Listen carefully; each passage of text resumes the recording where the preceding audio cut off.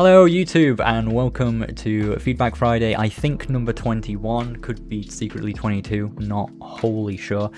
This is where we play games made by you, people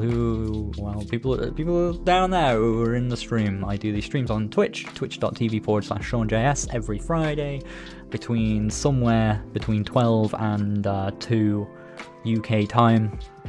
I do these live streams, you can submit via this form a game that you have made that you would like to see me play for whatever reason. Can be any engine, any skill level, any amount of being finished, whatever it is, as long as you think something I have to say about it might be useful to you in some way or another. Today we've got 5 games and I'm going to leave the form open for the duration of the stream, so anyone coming in can drop a game off, but we will cap it off at 10, so we'll do no more than 10.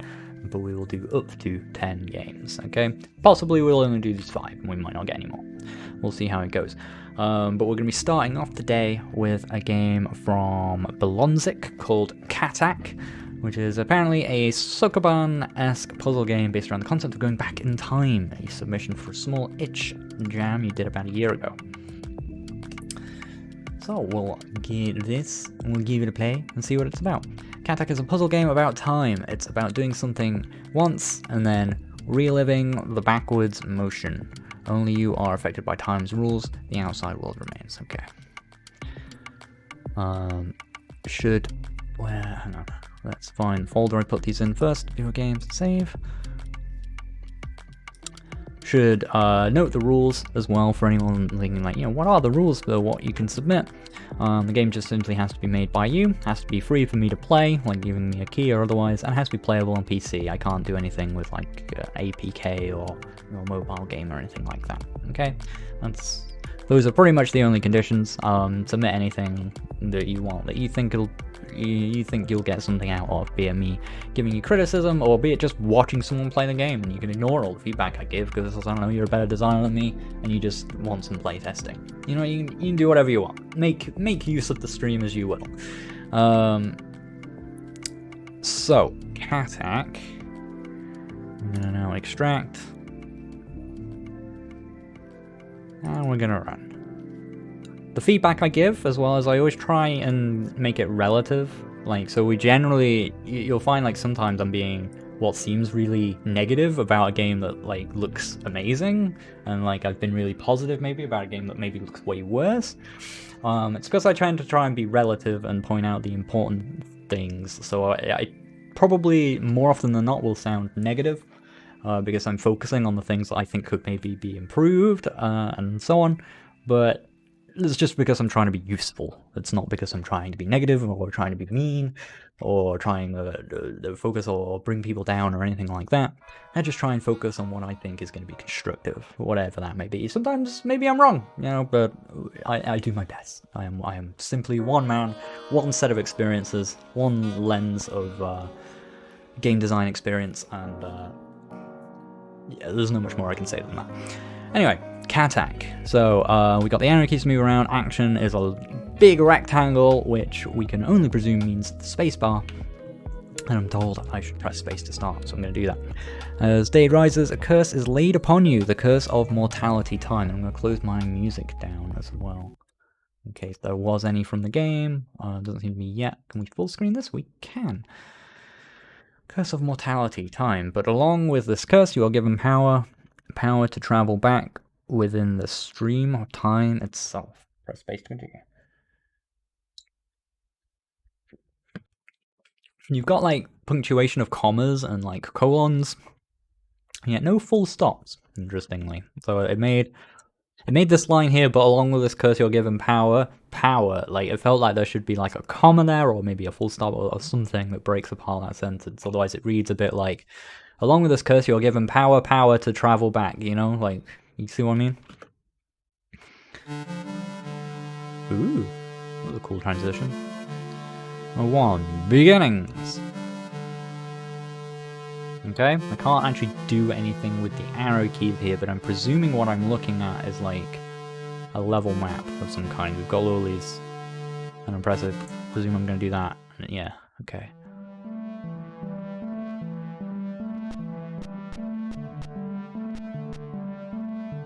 Okay, I'm just yeah, doing a bit of moving around and then being like, oh god, it's actually counting my moves. God damn it. Oh, and I have a limited amount. If I've run out, how do I unrun out? R? Okay.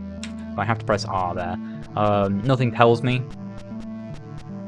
Wow, I actually have to be perfect. That's good. I like that you have to do that like perfectly. If you do any messing around, then you're screwed. I like that because like that, it's quite likely to teach you that rule of the game if you do what I did and just sort of screw around and then like get to the end. The only issue with it is you get to here and it almost feels like the game has crashed, right? You can't do anything else. And so on. It's like relatively clear that I'm in some sort of game over state, so I was willing to experiment and find like the R key. But you might want to include something that's just like, you know, press R to restart or you know, something like that. It's just something that lets me know, right? However you want to do it. Okay. It was the same with this screen before, and like it's not like wrong, I don't think, to like how it was, but like because I couldn't move anything or interact in any way or get any sound or feedback from the game, it felt a little bit like I'm not sure what to do to interact. And, you know, I worked it out. You know, it's not like people are going to get totally stuck there, but it's like that's the thing sometimes when I mention issues like this. I think some people are like, well, that's not a big issue. I would work that out, and it's like, yeah, you would. But it's like a little stumbling block, and it's just that little bit of friction is all, you know? And it's not necessarily about getting rid of like total blockers that are like stopping you from ever proceeding forward. It's just about smoothing out a bit of friction, just making it a nice, smooth, like obvious what you need to do next, and so on, you know? It sort of is, but I feel like it's an overused phrase that's a bit too wide and over. I tend to use game feel more to talk about like, the feedback generally, rather than like the sort of thing I'm talking about. The thing I'm talking about here is more clarity, I think. Reliving entrances. Reliving entrances. So, okay, open that, but then we get off. That happens. Oh no. Okay. I see a box-shaped thing. I've played Portal ever, so I'm gonna do this. But then realize I'm still out of time. Oh, but I notice I have a new resource, but I've not been told how to use it. But pressing space, which is my only other action button, does show me. Yeah, alright. Alright. Again, just a little bit of friction there and working that out, but you could argue that's... I don't know. The cat, I didn't get to read that. But it's a little hard to read them when they're that wavy, but it's a nice look at least.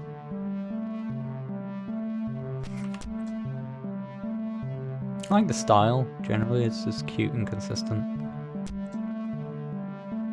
Okay, is this just the same thing? Cat at the bit. Ah! I like this. This is cool because you do the same thing, but then it presents the challenge that you hadn't quite thought about. So, gosh, what do we do here then?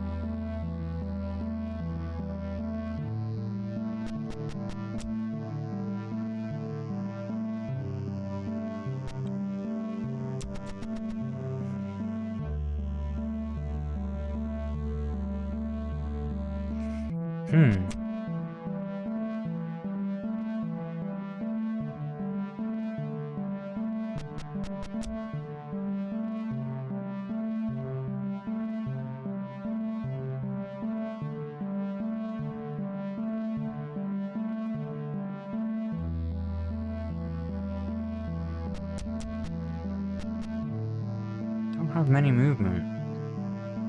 Yeah, it's a smart progression, this. Very smart progression to do the one level where you push the block, then just rewind and walk in, to a level that looks like you do the same thing, and then like there's something in the way. So the obvious, you perform it in what seems like the obvious way, and then you're met with a thing that's like, no, because of this. That's the can't remember the word for this is really, but like it's the conflict, sort of, for want of a better word, of the puzzle.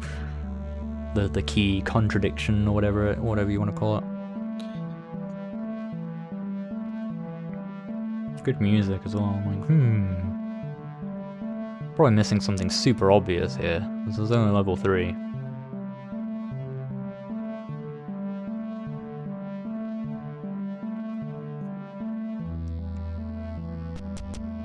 Does it teach you a mechanic? Now I'm worried. I'm worried there's a... I can't push the block into anything really, because by the time I get to here, I've only got one move left.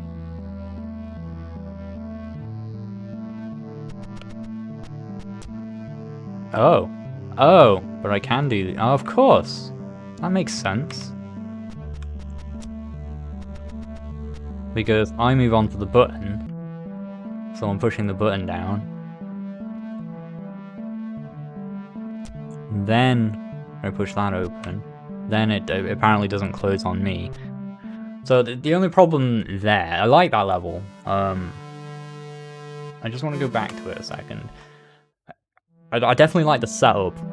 I think my only issue with it maybe, and it's just me again, you know, all from just my lens. My only issue with it is that there's a lot, like it's not one key thing I work out in order to solve this. And I kind of just solved it by trial and error. I'm just like, oh, if I push that across, and then all the things were just kind of revealed to me at once, right?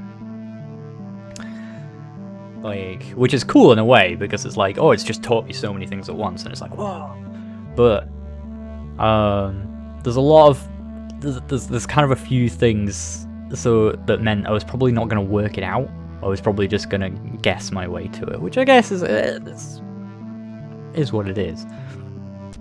But the reason I'm going to guess my way to it is because, one, I don't necessarily... There's a few things, like the door won't close on top of the block. That's an assumption I could have made. There's me pushing the block off the thing, and therefore me pushing down the button, which is on its own a thing I could have worked out.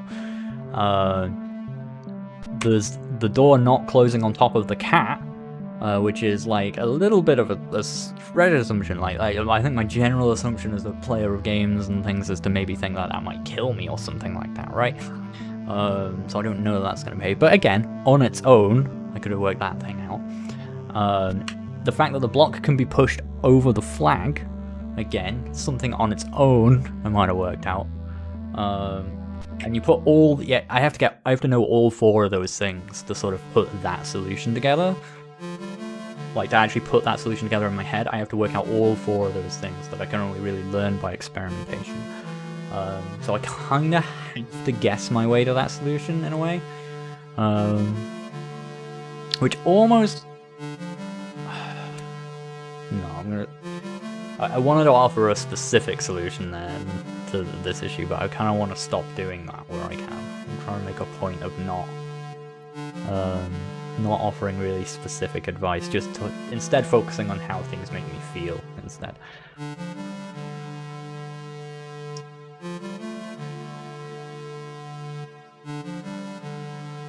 But that's how I felt about that, you know?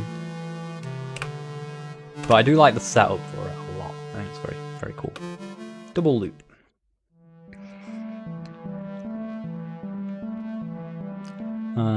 So we learned a whole lot of things that last one. So what can this teach? We've got 15, so we're expected to move quite a long way, is how I feel about that. I mean... Oh! That's cool! That teaches you something very interesting. Because you'd naturally, you know? Like, oh, can I just rewind and do the thing? You rewind along the path. It doesn't just reset you, you actually move along the path. And that's very interesting consequence that wasn't relevant in the last 2 levels and has suddenly just been revealed to us here naturally by us taking the most obvious path. Very, very smartly done. That's very good. Now, what do I do about that? I guess we probably use that mechanic to put it onto the button in some way, or something like that. Or we find a way out.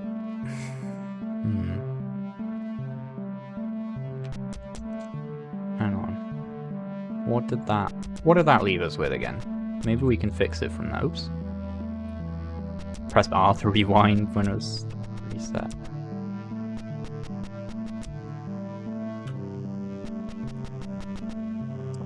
Close. Not quite.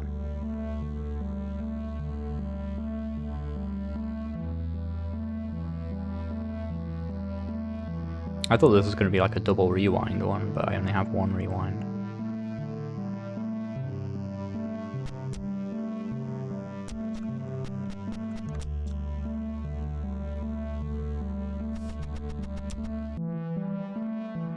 Do I have anything left after I do that? 6.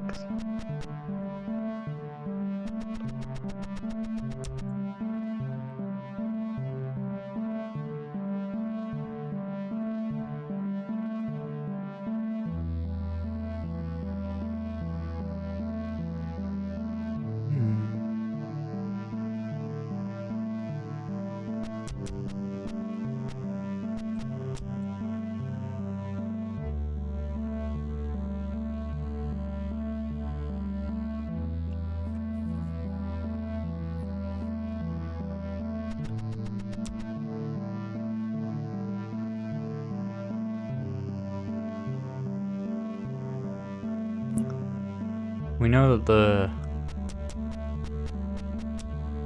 this can actually hold open the door, but we only get one rewind is the thing. There's a few solutions if I had two.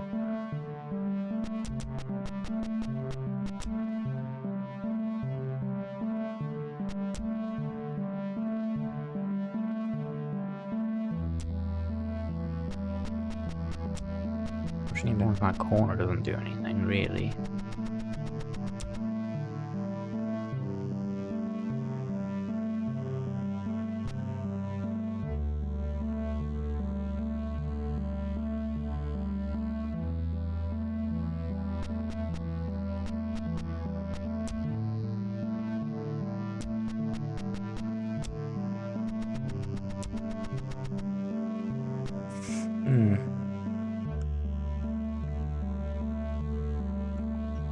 Tricky.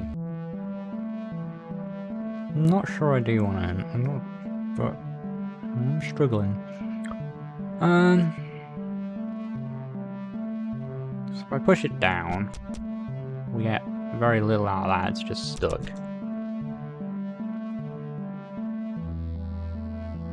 We push it up. It's all well and good, but now my only way out. Like if I move back around there, I'm out of movement. Anywhere else I move doesn't really matter. I press space, we come back, and we push the thing out too. That would seem to be the only real way I can interact with this, but now how do I win?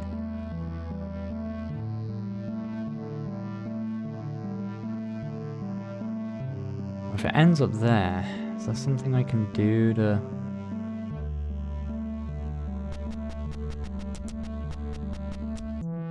Oops. Like what?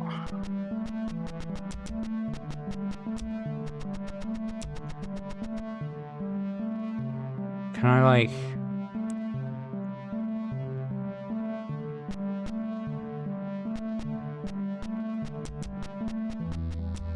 Is that it? Because it's called double loop? No, no. It's something like that though, where like I end up like coming back around and pushing out.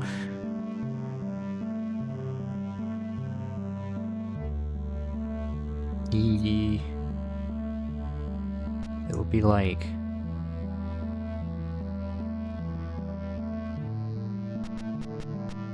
that.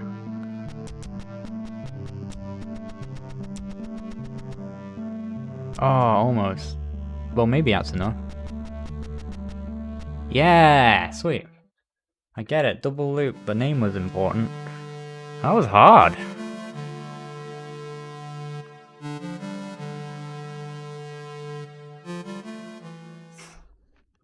Yeah, this is cool. Like, it's definitely, like, each level is a big leap in difficulty, but at the same time, there's some very smart stuff done with level design. I think it scales up a bit quickly for me, but like maybe that's just for me.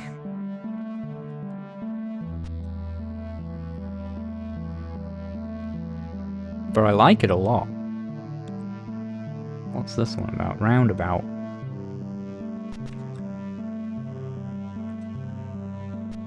I don't think I'd have done that level without its name, though. I think that was, like, vital. Is that on a button or something? Yeah. Okay. Oof. Probably not going to do too many more of these levels. Because I see there's quite a lot, and we've got other games to play, and my brain isn't good enough to do these all within a reasonable length of time.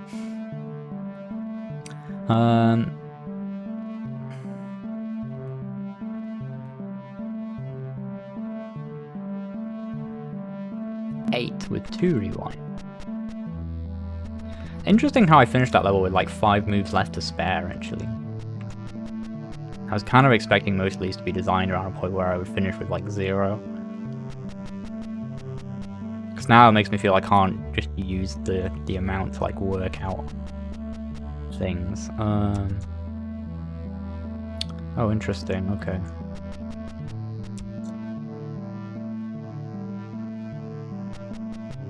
It's like I kind of need to get behind it somehow.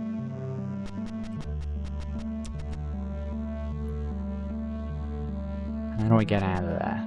That's the question then. Because we can't get that far in.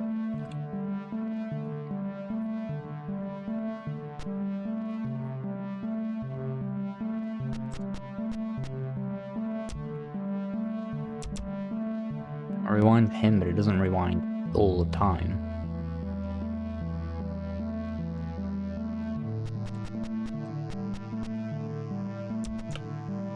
Like, that's a maximum use of thingy.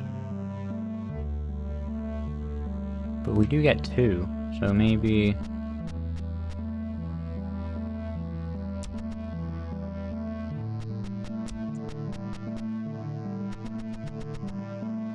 Oh, damn it.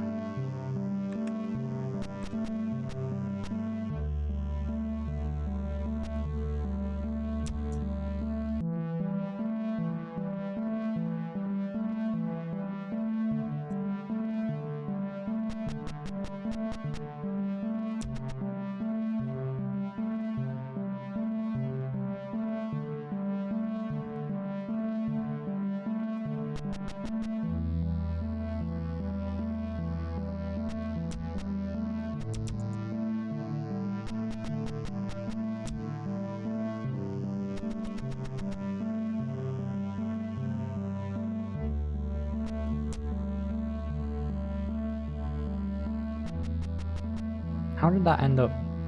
Alright.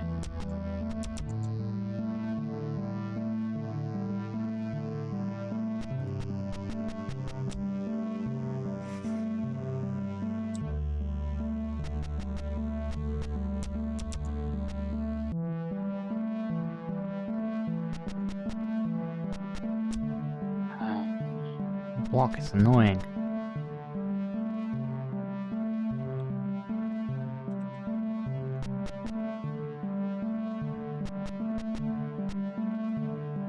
No, you can't pull the block now.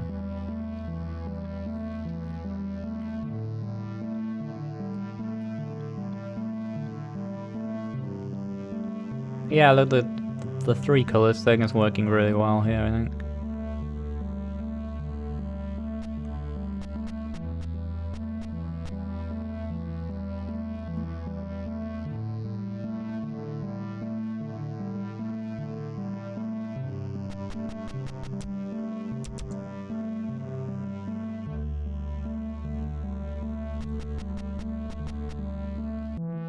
Oops. Again, I keep sometimes hitting R instead of...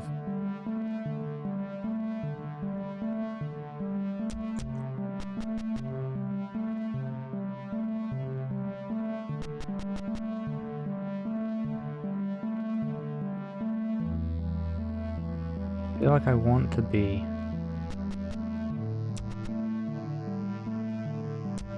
Like I want to be here with that block there so I can like push it all the way through sort of thing, you know, do the thing I did before. Where it's like we push it off the block and then we're still stood in it, we push it through there and we get it out.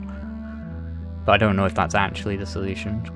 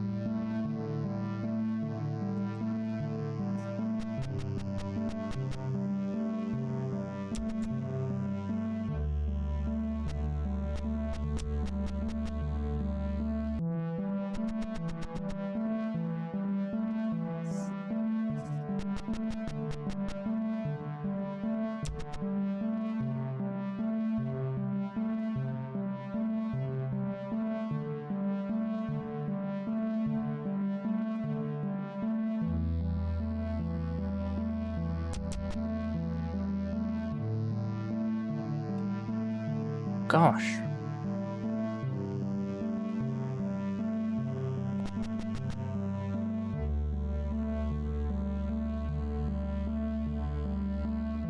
I'm missing something here, definitely. I've got 2 rewinds. 2! It's too many. I don't know what to do with 2. I keep thinking I've worked it out, and then I absolutely haven't at all.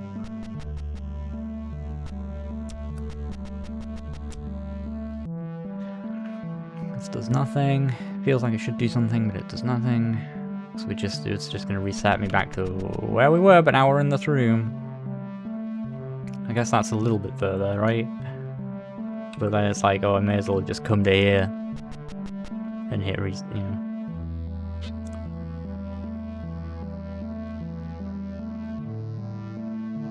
Anyway, I guess that's not nothing.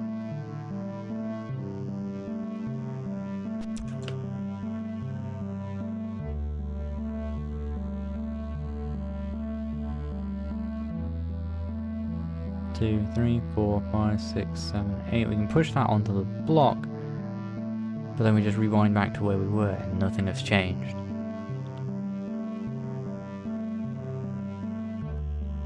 I need to be out there now somehow.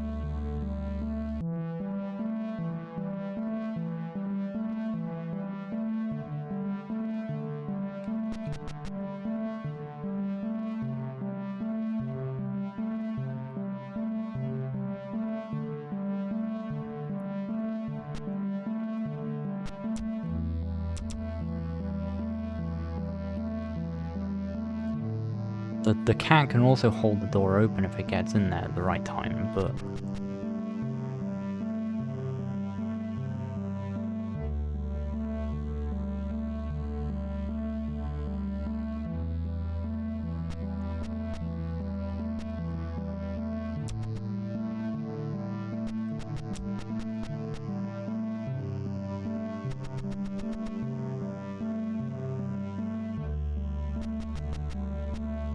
push that off and this closes.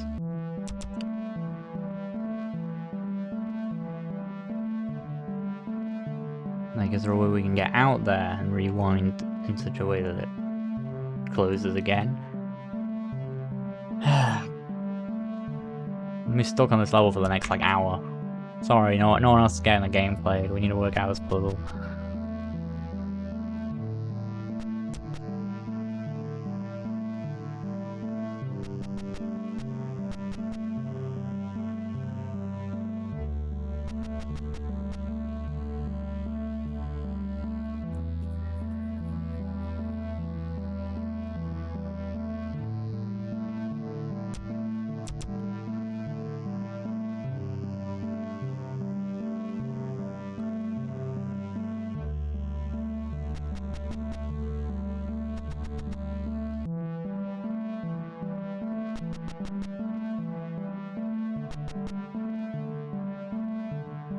Roundabout.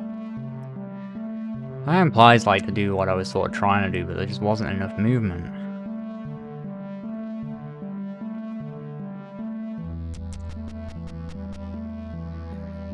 It's not quite enough.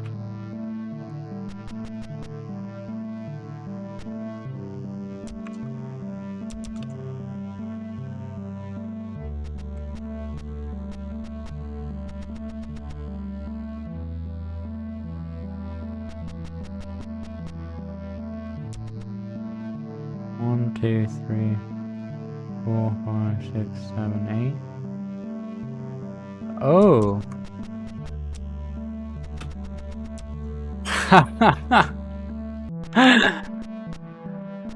Oh wait, you can move diagonally? Hang on. Was that a bug? Oh no, I think no, it actually just moves right enough and it's just like a frame apart. I just accidentally hit it, right. So what did I do again? It was like this.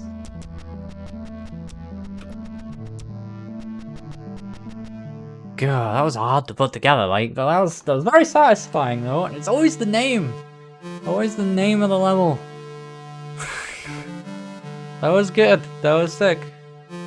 I'm not gonna play the rest. I mean, you say the later levels aren't even as good, so apparently I don't know, but I think that's a good place to leave it. That was sick. Yeah, the colors were really good. The art style was really good, consistent, coherent. I don't know if maybe you had some subpixels going on, but if you did, it doesn't matter. I wanted to point that out because like it doesn't always matter. Like the waviness and all that stuff. I think worked. I think it was good. Made some of the text a little hard to read. The puzzles were really good, really satisfying. Like the level design was good. I think it like the pace was a bit sharp of an incline. I think not. I think there's a lot of people who would not have the patience, which is a big shame because there's very satisfying puzzles.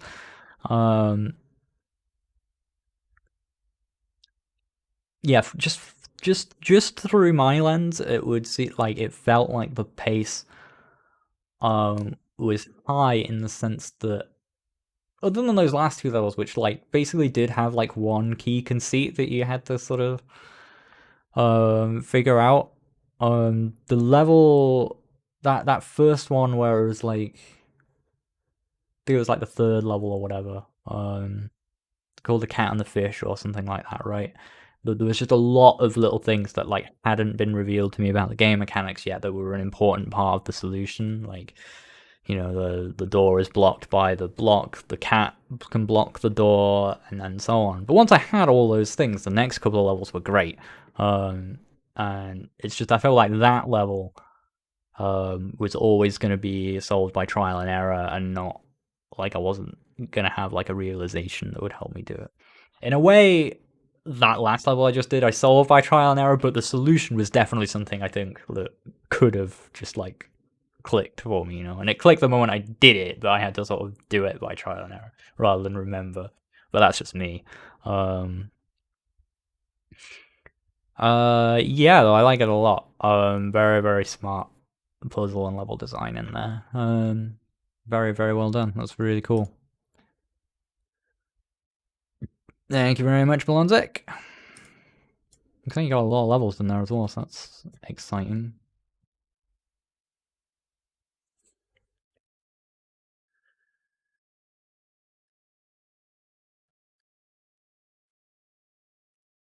It's hard. Level design for puzzle games is very difficult.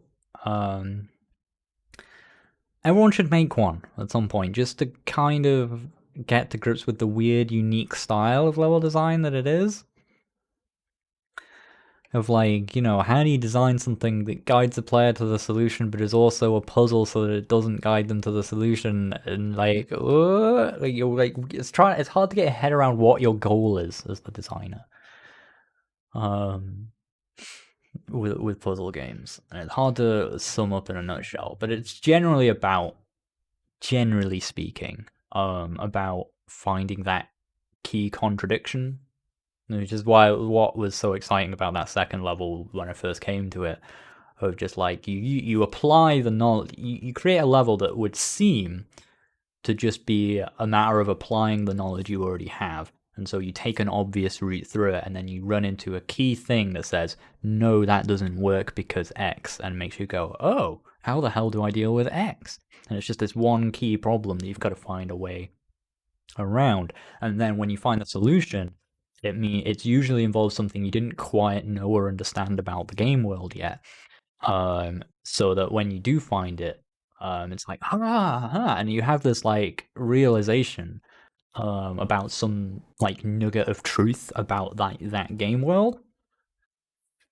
I think there's other lenses through which to view puzzle design, but that's sort of the one that works for me in terms of breaking down like what makes puzzles work. It's very kind of like along the style of like the John Blow-esque sort of puzzle design, I think. Cool. Again, I don't think it's the only way to do it, but I think it's a good solid one. It's a useful lens through which to analyze puzzle games. All right, let's get Steam open and see if it breaks the stream this time.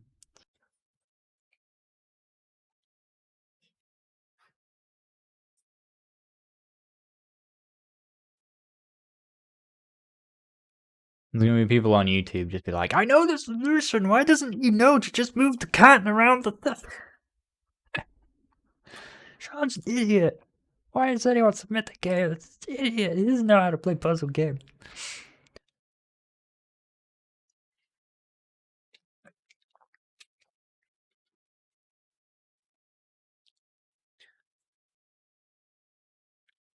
Let's try and install Hoppup. Seems to have done it.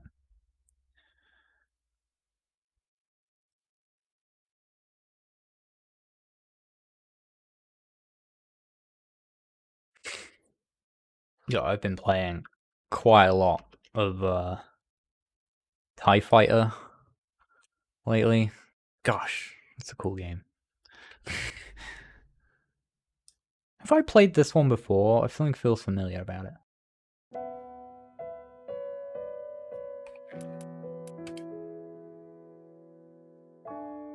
It was Cattac, C-A-T-T-A-C. I think it was on itch as well.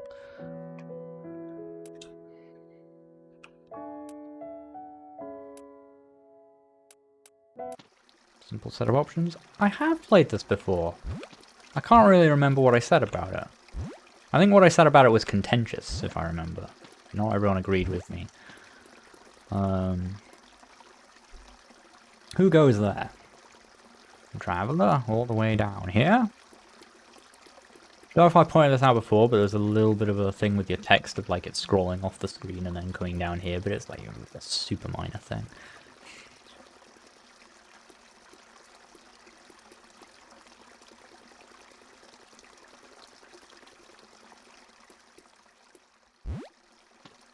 There was something with the mechanic. I can't remember what. Well, I guess we're gonna have to learn again what the mechanics were.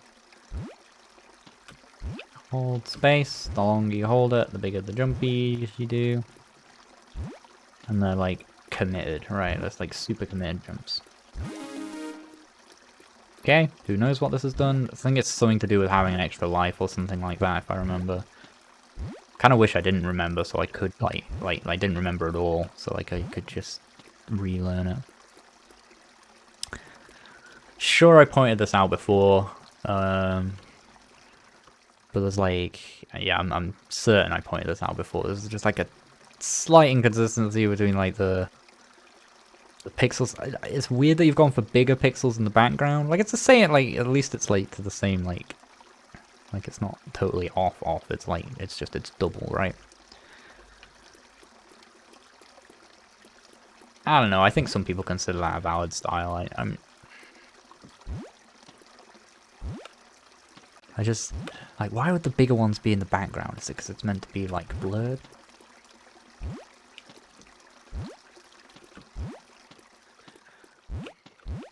Oh, this did something before. Remember. We'll just have to work it out. And we can't quite do that. I remember this being something like a wall jump.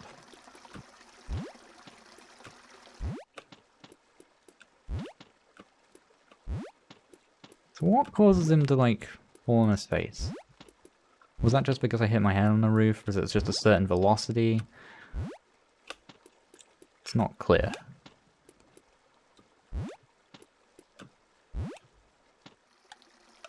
Was this big platform here before?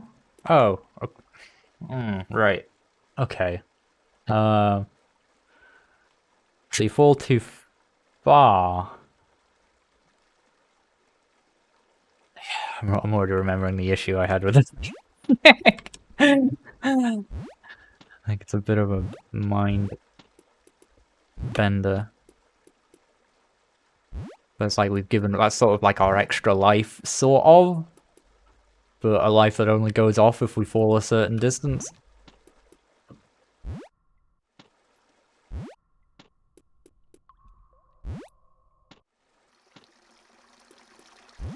And then it's like a kind of a... No, but the thing comes back.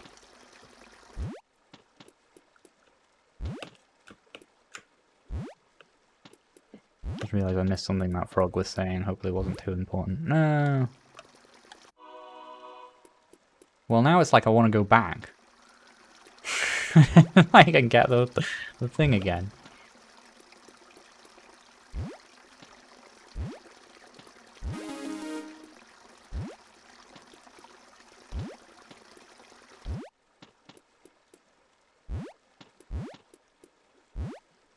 I feel like this platform is new. I'm not sure. I just feel like I remember this area here being more like you could fall straight back down again. So maybe that's been tuned. I'm not sure.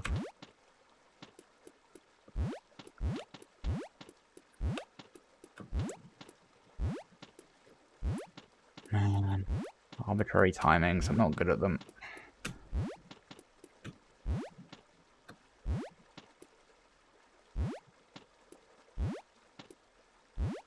No.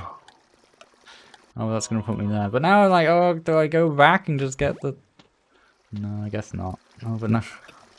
Now I may as well, I guess.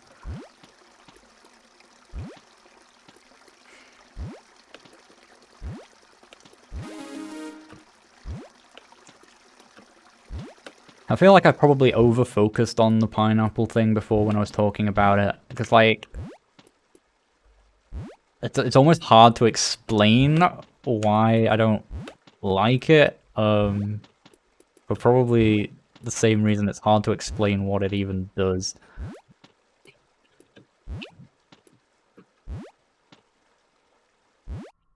Right, that was a bit of a leap of faith, but I had to guess that there would be a platform there. I could have leapt the other way. I suppose I could have leapt straight up, that would have been riskless. And there's like another one there, but I can only have one at a time.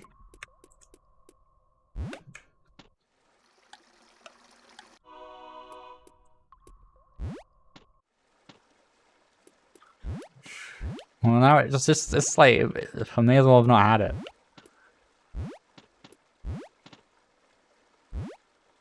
I suppose there's a slightly less worse outcome, but only kind of by chance. And then, like... I just sort of feel like they don't really do anything. And it's a bit hard to... When you do break it down, it's like, yeah, I guess it... Yeah, it's like one extra chance that you jump sort of thing. But it's really hard to get the measure of, like... I don't know. What... Of the value, you know? I don't think it's worth going to that side bit, is it?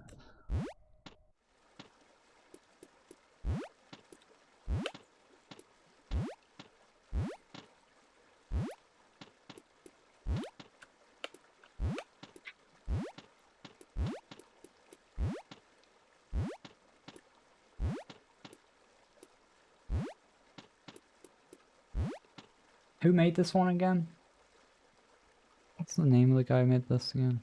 I don't know who I'm talking to. Big the Gap.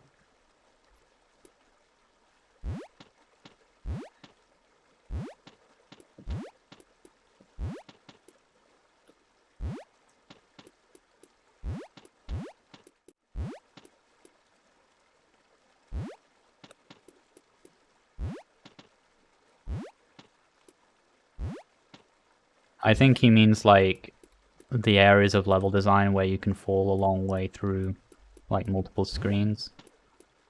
Which I would also have to assume, yes, that's intentional.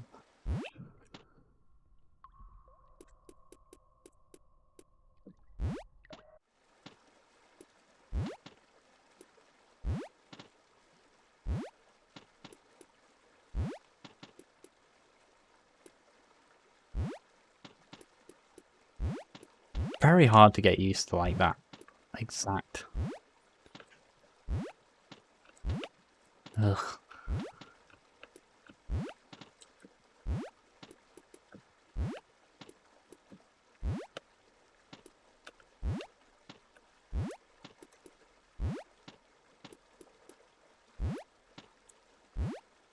I like the mechanic and the premise of this, I should point out. And this goes back to what I was saying at the start of the stream, and maybe I don't know if I was clear enough about it last time, is that I do focus on the things I think could be improved. I like the premise, and I also like the jumping and stuff in the mechanic, and the general feel of the movement and stuff like that, and how to get used to it. I'm not very good at it, but I do like it, and I appreciate the value in it. I can't really stand the pineapple mechanic. It hurts my brain, and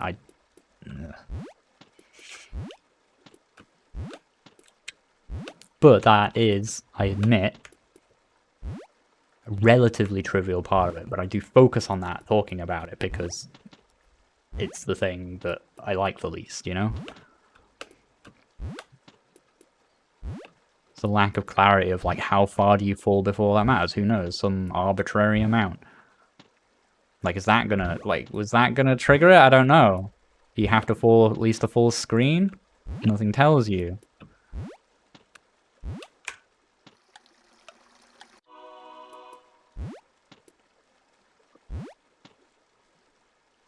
I kind of hate that little platform on the edge there as well, because like if you get there, it feels like, okay, I've gained a little bit of height, but then there's actually nowhere you can go from there. You may as well just jump back down.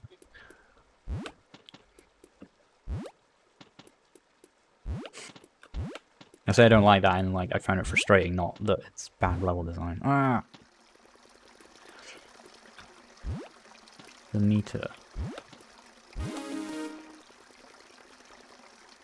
Charge meter. I can respect not having the charge meter.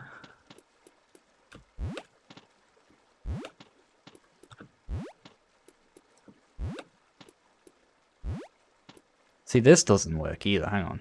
Oops. I don't know why that happened. Like aesthetically. Sorry, that sounded a bit harsher than I meant it, but like it. You see what I mean? You've got like these big blocks, and then like you're trying to establish that like it's the further back you go, the lower the resolution gets, and then it goes high again here, you know, and then like over here and over here.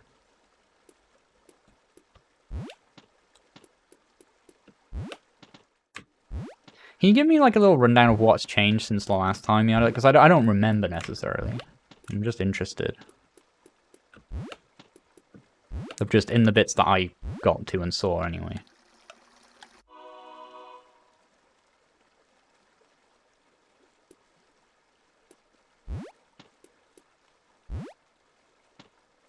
Well, you can see just generally in the background though, like you've got this tree, these trees, and so on. The skull is just the thing that stands out the most.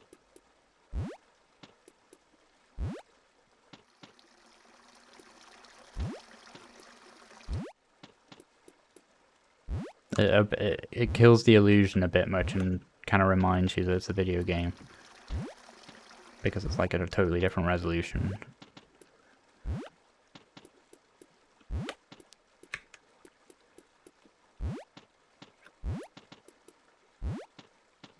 God damn it!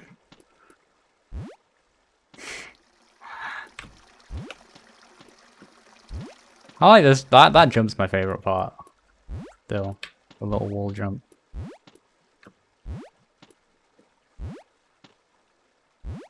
But then you've got like just a whole sequence of just regular jumps in a row that I just...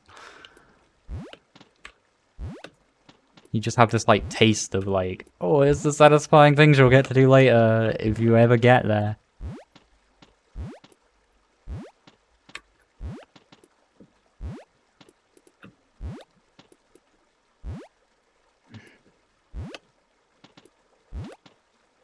It's like each jump is like, it's all the same distance, but it's like just not max distance. And I have no idea really what that is.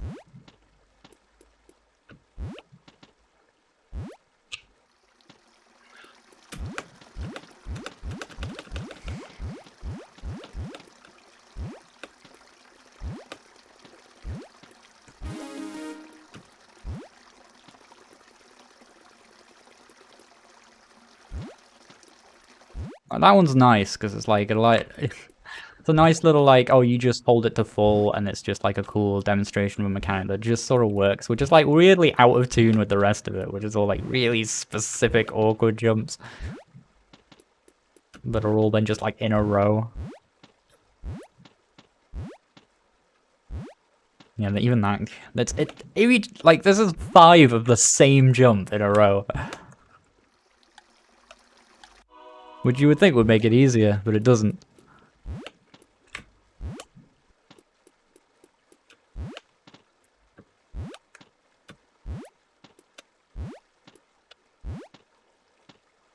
But apparently that, I don't know what killed my momentum there. Is it just because if you hit your head on something, you lose momentum? So maybe that one you have to go even lower.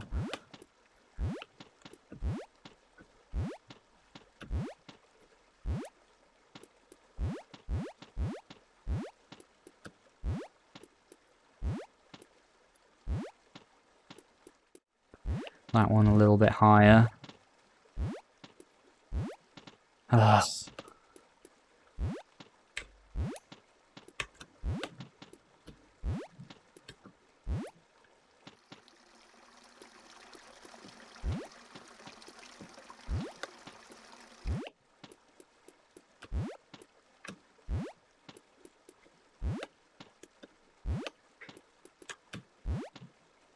Oh, I hate that. That's so annoying.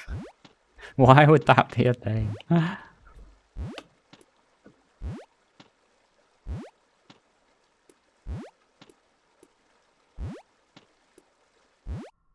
Okay, okay.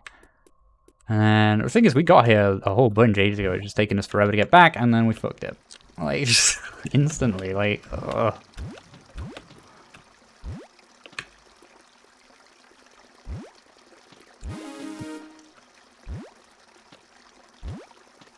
The pineapples just do nothing. Maybe they're relevant once you're really good.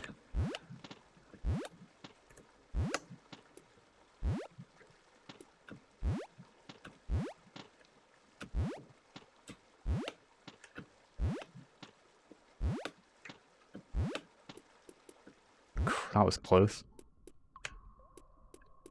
No, if I jump too far, I'm going to hit my head on that thing. So I actually have to do kind of a close-ish one.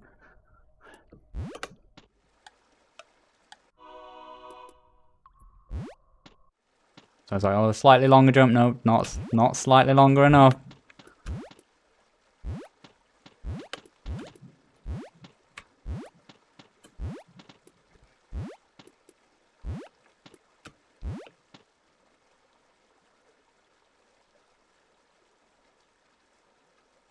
TLC, I can see. Oh. Oh, full counter, right.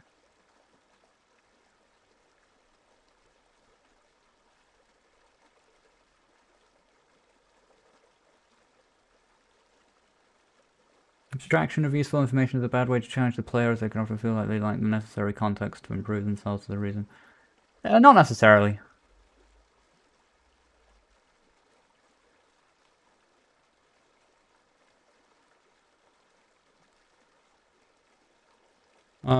No, I don't think that applies here in the sense. Like, I respect the fact that there's no meter to show you, like, the jump distance or whatever. I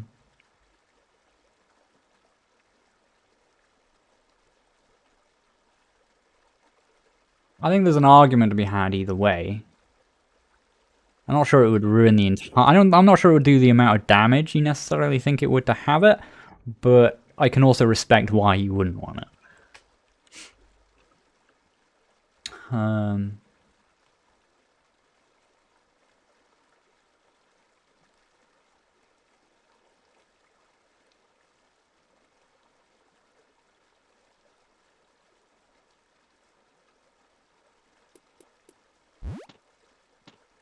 Like, at the end of the day, not every game has to be for everyone either.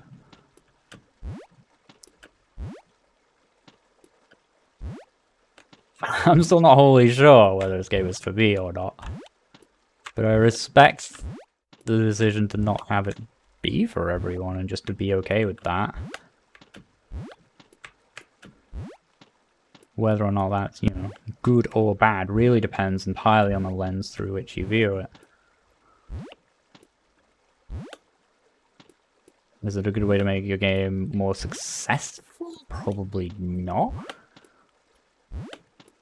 What does that mean to you?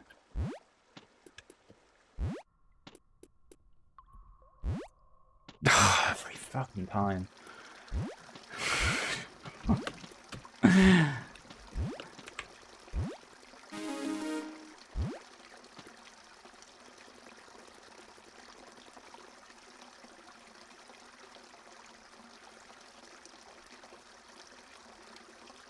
Not much change in the other part, most of the well, I never got to the later area, so why did you think I was gonna get there this time?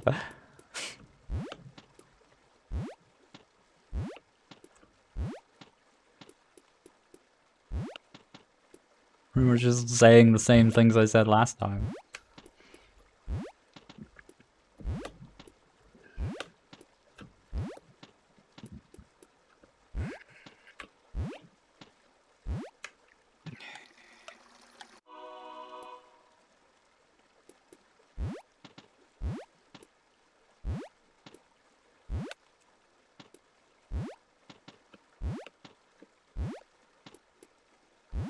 Well, I mean, that's on you. You know, like I said, I totally respect the decision to not include certain things, to keep it difficult, to make it experience that you do just, you have the challenge is there and you just kind of have to do it. But that comes with a trade-off. Not everyone is going to think it's worth their time. You've got nothing to prove to me that it's worth my time.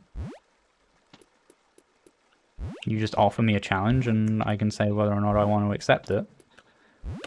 But you have to be totally comfortable with the fact that I might just say, nah, it doesn't seem worth my time.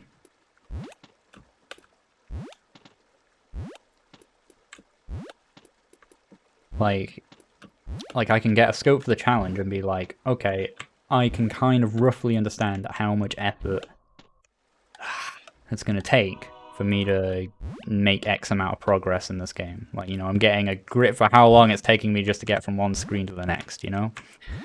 So then it's on me to make the decision of, like, what do I think this game is going to offer me when I get 5 screens from now? Am I going to start doing some really interesting jumps that I find really rewarding? Am I going to find it intrinsically just really rewarding to have made it that far?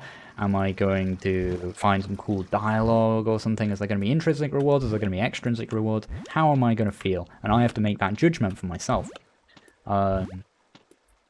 And so you've got to be prepared for the fact when you make a game that, like, is obtuse, that is really difficult, that a lot of people are going to be very fairly, very reasonably decide, nah, I'm not going to spend my time on that, you know? Which isn't to say that what you've done is wrong by any means. By any means. Just, you know, there's consequences.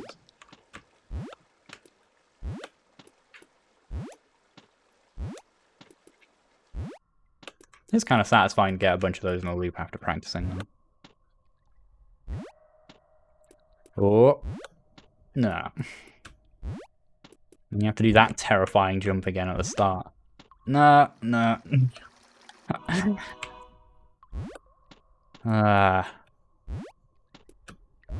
then you just get tilted, and then that happens, and then it's all over.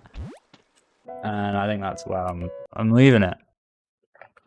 Because we gotta play other games.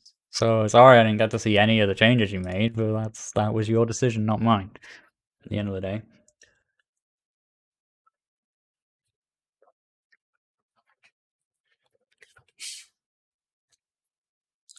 I like the game. I like the game. I like the premise. I like the mechanics of it. Other than I still don't really agree with the pineapple thing, but that each to their own. You want to keep it, you want to do that. It's your game, your project. You do what you will. Um, I struggle to get my head around it at first, and then even when I do, I'm like, I don't know. Just feels really. It's really hard to even describe, and that's why I focus on it so much because I'm trying to find the right words to describe what my issue is with it, and it's like because it feels like a checkpoint system that isn't a checkpoint system because of like the arbitrary amount that you might fall at any given time. The lack of clarity as to when it'll matter. It seems to matter specifically whenever you like fall further than the screen, right? And it tries to alleviate just a little bit of that, and I think that was what you were going for, just to try and like alleviate just a little bit of like the like fallen super far, oh god effect, which it does accomplish. It does accomplish a little bit of that. I think I just yeah, it's not initially clear like what it does or how it works. Especially since it's possible to like do a land on your face thing and have that timer not pick up or whatever and do that rewindy thing.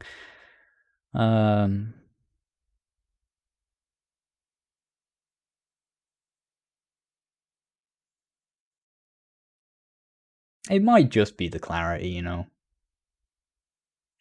Maybe once you understand how it works, maybe it's okay. It's hard. I'm not quite sure what my own thoughts are on it. But yeah, I like the art style generally speaking. I think there's some awkward mixel stuff with the background where it like flitters around the resolutions a lot in a way that I don't think works for it.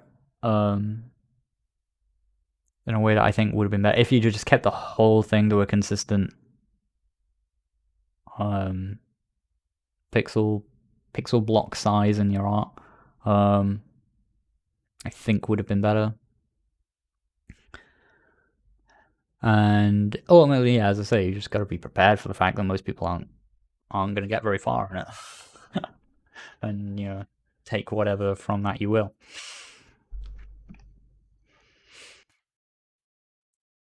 First game you actually finished, I mean, solid. Very cool. Some people will dig the hell out of this as well. Like, you know, right up their alley and will take big pride in being one of the only people with the patience to have actually like finished half of it. And I give it credit that like when you start getting sequences of jumps in a row, it is very satisfying. It's just, you know, it's a lot of work to get. But you know that. You know that, and that's why you made it. So you know, I respect it. That's my overall summary of that game. I respect it.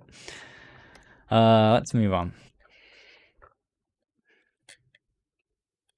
Super Bubble Bobble from rgbmew. It's very difficult to really criticize much about that game as being like definitely bad with a capital B.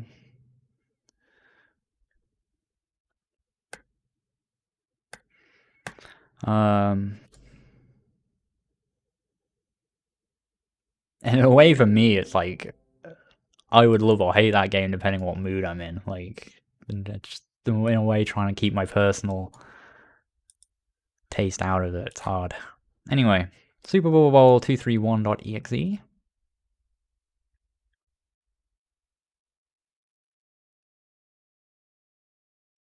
Did I hear? No, but I mean, it has only been a week. No, non-fighter. You know, that's more the thing I want to hear back from in like a year, right?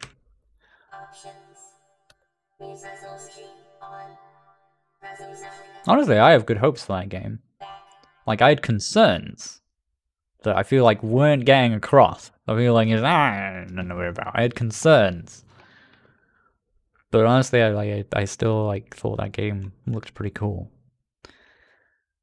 And also the taste wasn't for me, just like the art and writing and stuff. But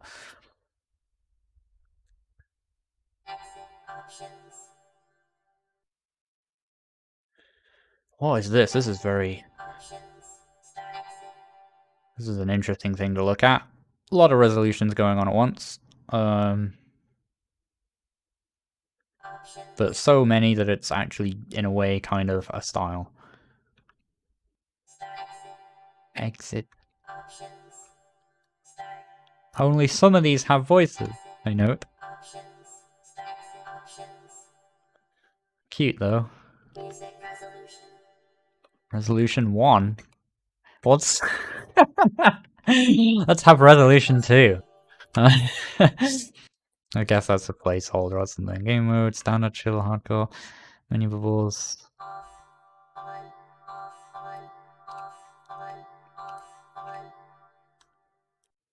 Some of them off, they're a little distracting.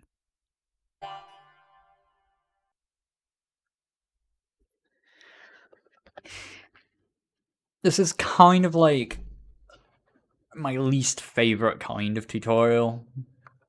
But any tutorial is better than none. Generally. Oh my god, it's multiple pages as well. Like...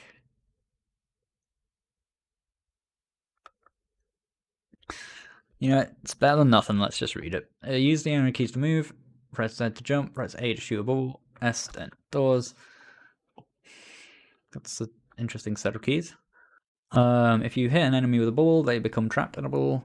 If you jump into the bubble they're trapped in, the enemy dies. Once all the enemies are gone...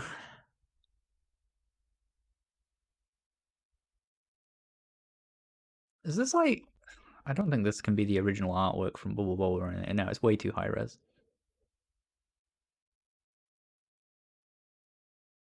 Like, it's missing bits of outline, like here, here, here. It doesn't match the style. Like, they're super, like, anti-alias, like, bubble, hard green outline, solid blocks of color. Like, these two things look like they're from wholly different games. To me. And so does the text, and so does the background. So does pretty much everything. What is this font about at the top? How to play? Not very coherent. Is the thing. Not any individual thing of it is like bad looking. I try to emphasize this when I talk about this. My issue and the general issue, because it's the general mistake people make, is not bad art, quote unquote. It's incoherent art.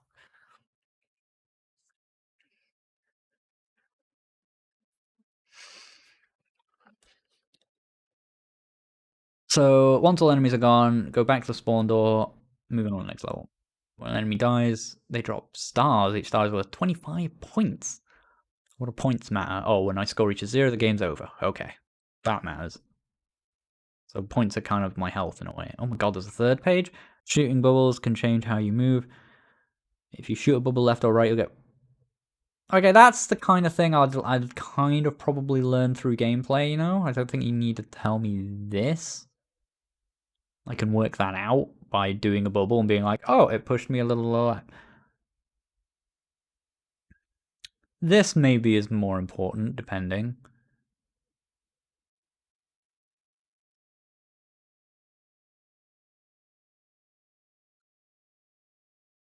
But I don't know that necessarily you need to tell me any, or not in like in this way. Okay.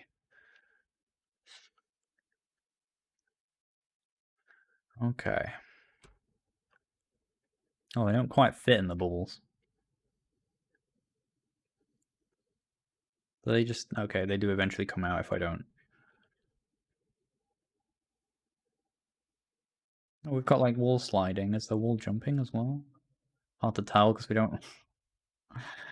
Uh, it's kind of hard to really get. I need some height, and I can't really jump high enough with the design of this level. Like, get anywhere. How am I supposed to jump on anything? Alright, okay. We got a thing.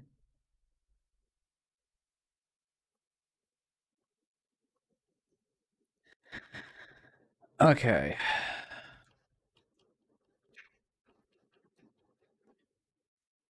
No.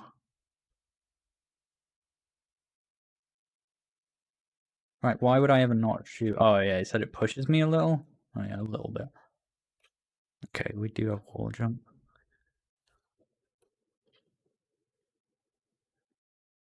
And then we have to actually go and pick them up.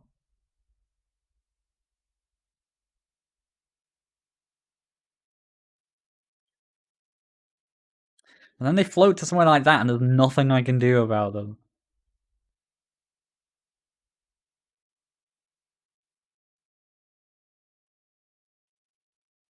Okay.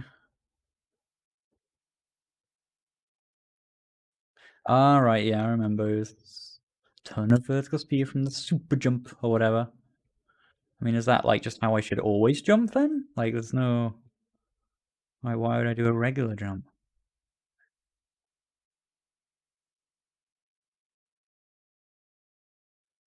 If I just always have access to a slightly harder. I suppose it's like. Just because it's slightly harder to do, in theory, the logic would be that I would just still just go for it every time, right? Can't really imagine a reason I'd want to do a shallower jump. Oh, but now I just jump higher generally. Don't know what's changed. I got some power up maybe that's going on. S. Okay.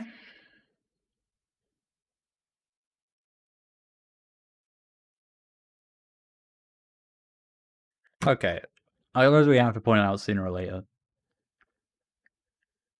The art style's all over the place, presumably because these are ripped graphics from different games.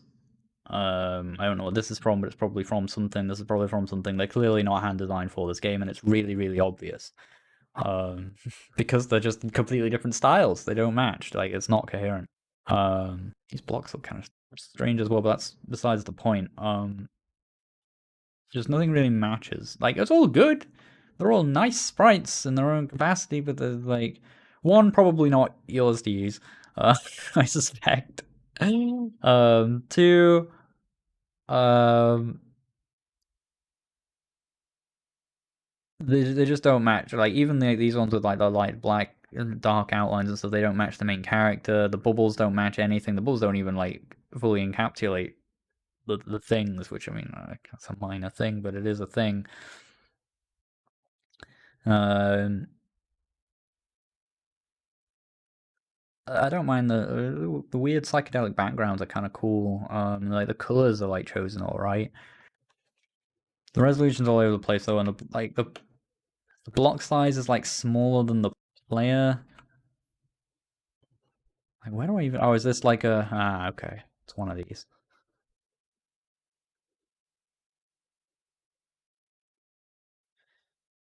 I'm not sure what like the ideal level design would be for a game like this. I don't know. I didn't play Bubble originally, or like I don't know if Bubble even had good level design or what. But whatever it is, it probably ain't this. Um, this level's actually a little bit, in a way, a little bit better. Although, like this weird construction here, like it's like kind of really hard to make use of with this particular player and this particular jump and controls. You know, like how am I really going to make use of this space? Do you think like what? Like this is kind of okay. Like I just have a platform and some jumpies, but what's this about? You know? I think a lot of this like stuff has kind of been put in for like what you always like aesthetic reasons or something. But these blocks have an impact on like my play in the space. And there's a lot I could have said about this in the previous level as well, of just like the jump height not quite feeling enough.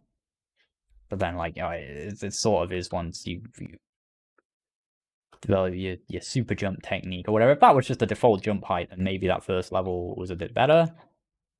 Nothing wrong with having like a super jump thing. Like, you gotta wonder when you put in something like that, what's the reason for you to not do it? Also, the enemies are weirdly disappearing. But that's whatever. Bugs are bugs. We don't put too much stock in that. Does this mean we can kind of finish them off if we... Hopefully they're still dying. Oh no, they're like eventually still breaking out. They're just going invisible for a bit. So I have to wait for him to get really... Oh! So we can just sort of run into him. We don't have to jump on them? We can just jump into the bubbles? I thought you had to jump on top of them. That changes a lot of things, actually, if that's the case.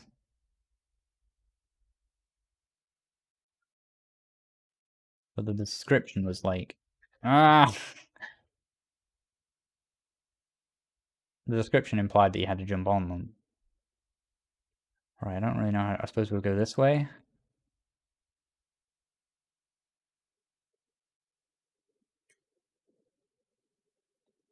A little bit harder. Right, speed. Okay.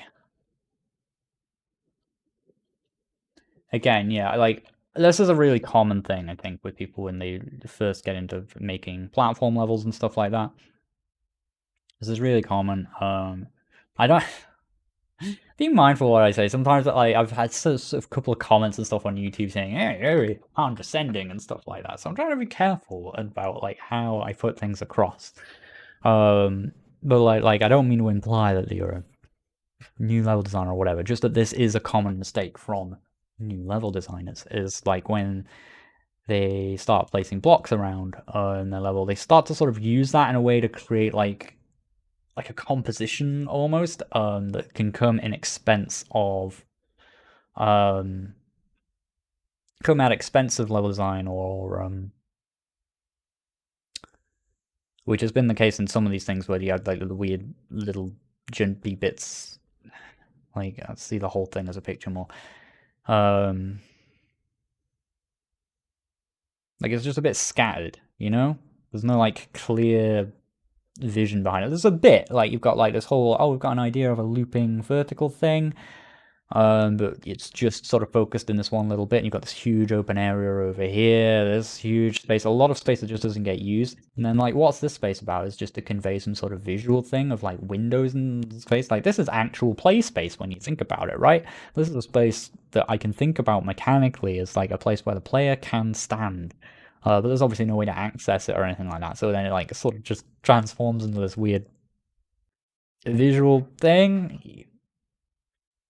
It's hard to explain entirely what I mean, but like, you know, if the gist for this level mechanically in your head is about like, oh, it's like a vertical loop kind of thing, then this could be way bigger, or it could be like in center, so you're kind of thinking about it more.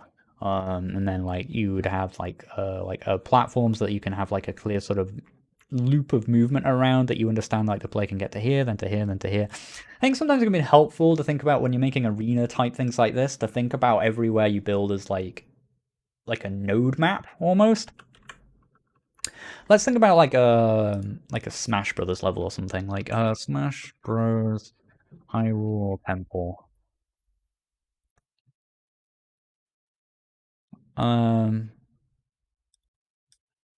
Good image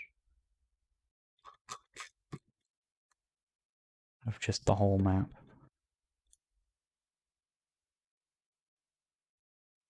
Need something high res, like in... yeah, this will do. So, like, if you think about the way this level is like looks, okay? Think about like just how it, like, you can kind of break it down into specific areas, and like how, and you can kind of trace lines of like how every, not just how every area connects to another, but how every platform connects to another and how the player would get there, right? So like a single jump is going to get you on top of here. You can simply walk across to here. You can press down to drop into here. You can double jump up to here. You can double jump up to here. You can jump across here. You can walk down here. You can hang on the side of here. You can walk this way. You can walk that way. You can jump down to here. You can jump up to here. There's a little like nudge in the path that creates some interesting interactions back and forth here. These you see like the sort of uniform almost distance between like these two platforms. You know, it's like almost like the same distance up, right? So it's like, you know, it's thought about how the player would get from every position to every other position, right? And that's not like I'm not coming on this level specifically, but like there's a lot of just space in here that just doesn't feel like it's had that same level of thought. There's not nothing here, like it's not just completely scattering around. As I say, you've got some thought here of just like, oh yeah, this will come down to here, but then like when you fall down there, like you're just sort of falling. It's actually a really awkward movement to like get around to there. You get up to here, you can't really go anywhere from there. It's kind of a dead end. You can get up to here, maybe you can super jump. I don't know, I don't think you can even super jump that high to like, it's kind of difficult to really get anywhere from there. Do you see what I mean? You see what I'm getting at with the level design here? I hope that breakdown, I hope that's useful for more than even just you, like just in level design in general, especially for arena type things. Very, very useful to look at like the way Smash's levels like are put together, or like any game that really does arena things like this. And break and work out how the player can get from every point to every other point, and how that's been thought about and broken down into like branching nodes. I think the nodes way is a good way to think about it. Like if you think about this as being like, you know, a node, a node, a node, a node, node, node, a node. You know, you can see them, right? You can really break it down that way. Anyway, unless there's much more to this, I think we get the point anyway of seeing this game. It's like mechanically sound, like, you know, the moving around and stuff's fine. I actually like, I kind of dig the fact that I don't know if it was even intended, the fact that you just run into a thing to kill it after you bubble it, which I'm pretty sure in Bubble Bobble you had to like actually jump on top of them, and the instructions in the menu sort of implied that as well. So I don't know if that's just a bug, but I think it actually kind of works. Oh, S to restart. Oh wow, it sent you all the way back. Proper arcade style. Gosh. Mean. And then I feel like the art in here is like a different resolution to some of the tile sets in other levels as well. I'm not sure.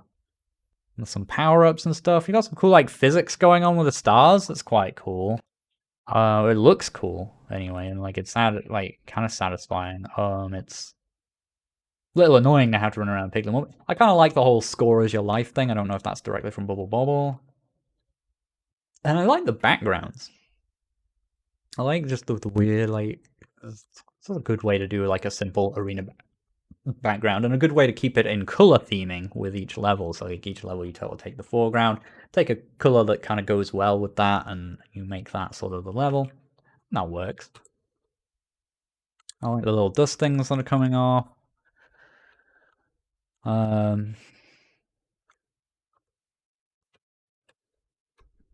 Even though like they don't necessarily gel super well with the style, but I like the thinking.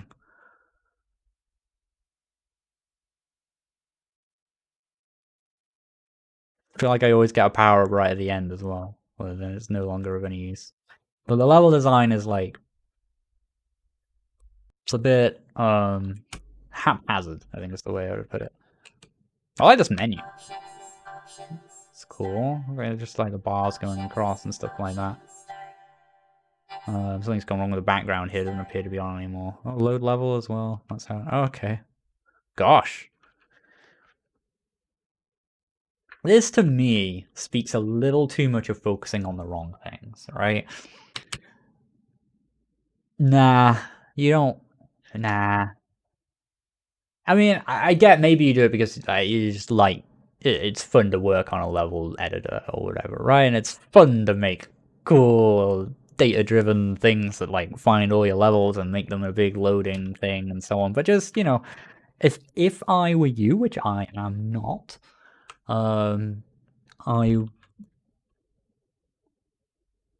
would focus more on this, on the moment-to-moment gameplay, the art style, all that jazz, making a fun, interesting thing that's good to play before building in all the extraneous systems that add value. Because that's what this is. This is added value. It's value like multiplication, right? You know, so you've got this, it's an awesome, cool game, and the levels are really fun, and they're jumping around, and all that, and it all feels really good, and it's really satisfying, fun to play. And also, you can load all these levels, you can make your own levels and bring them in, and it's got all these cool extra systems, right? These are your value multipliers that and value adders, but you need that initial value, right? You need to get the teaching right, the gameplay feeling right, all that jazz. And I think there's a lot of work you could do there. So like I would say like you've got a lot of talent in this game. I think you just need to find focus. All right. Would be my overall thing to say about this. Take it or leave it. That's just the thoughts of idiot me. That's cute.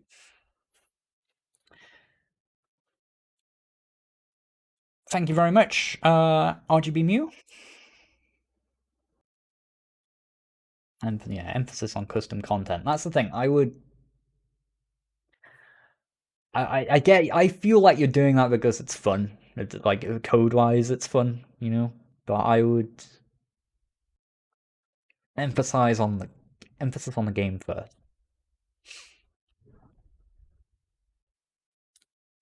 Or join a team that's already put their emphasis on the game first and be the guy who makes the cool level design tools and stuff if that's what you like doing.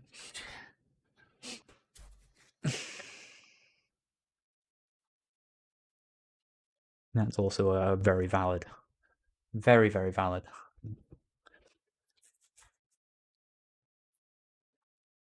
Thank you very much. Anyway, Ian Helm, JMC's hot new game, a surreal platformer with some top-down segments. I think we've got some new responses in here along the way. We've played like 3 now. Now this is up to 4.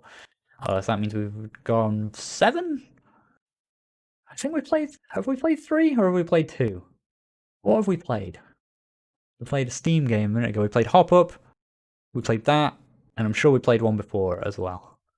Can't remember what. Oh, Cattac. Yeah, the puzzle game. Yeah, we played 3.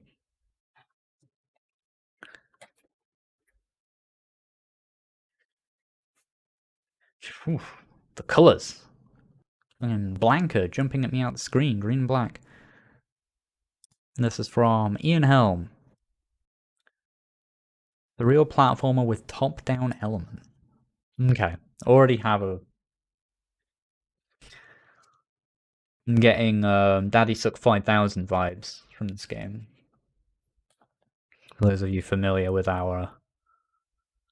Yeah, definitely getting these vibes. That's a specific vibe of game. Those familiar with Feedback Friday will be aware. The many often very enjoyable submissions of Daddy Suck 5000.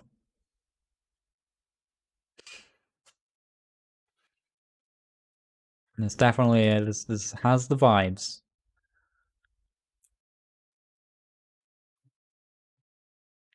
And I'm here to play these games. I don't always know how to talk about them.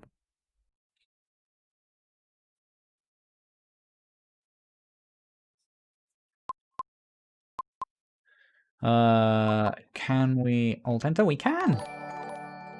Speedrunner 1112 is now following. Thank you very much.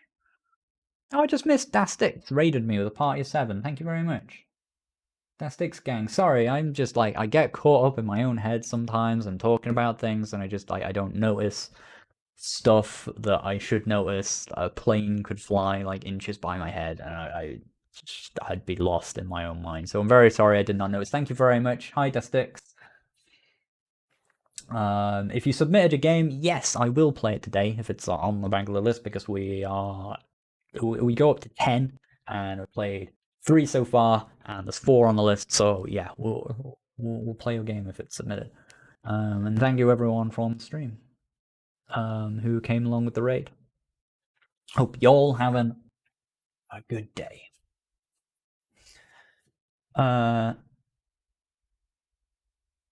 Yeah, it can be really random. It depends how much I have to say about each game, how long they take. Seizure warning. Well, there you have it, chat. Seizure warning, I guess. Now is your opportunity to bow the heck out. Controls. Well, I don't even know what the... Oh, Z is... Why? What is it with Z? I don't know. It just seems to be me who doesn't get that. X is skim/back. Shift is run. Enter inventory. Arrow keys move. Shift. I kind of dig this very, like, aggressively simple aesthetic here. Like, bold green, white text, like, drop shadow, italics. It's a good font. Good... it's good. I like this. Like, this is coherent and good. What's this? I need to know what question mark is. Oh, okay, we can't select it yet.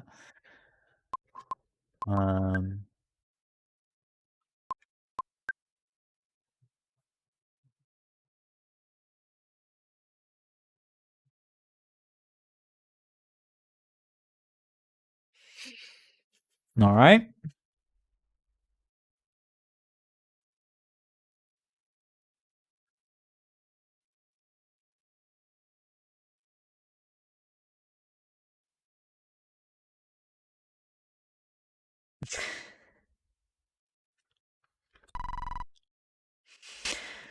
See, this is why it's not the existence of mixels that's the problem.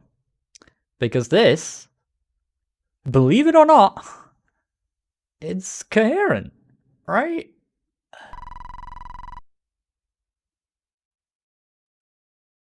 Sort of. The text box for me is the least coherent part of it. The text box like looks a bit too clean.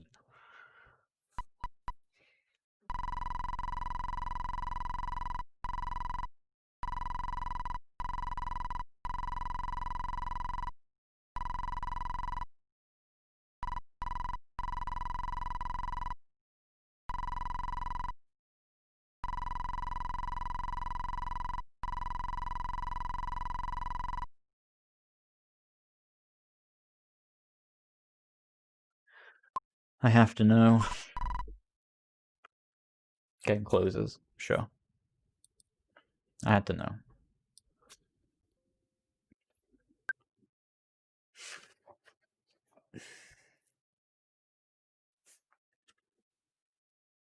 What stuff?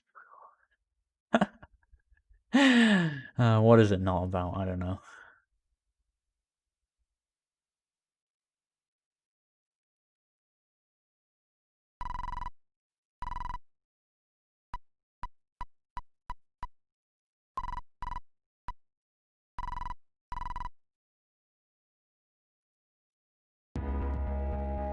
Shift. Run. Burgers? The planes.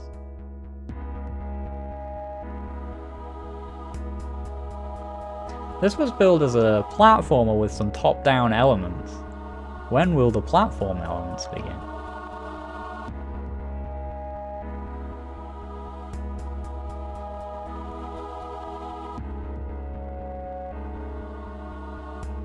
Oh god, we have a menu. Forgot about that.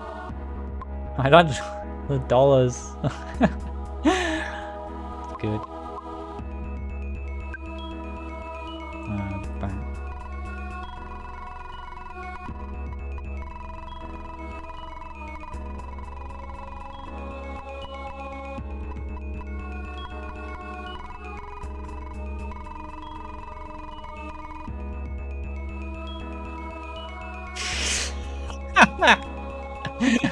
Yeah, I dig it.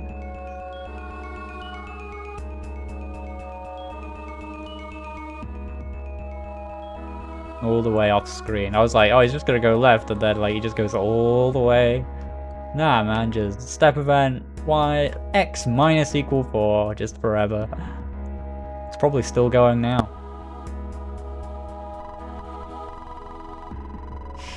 It's that guy. I had to do it to him, guy.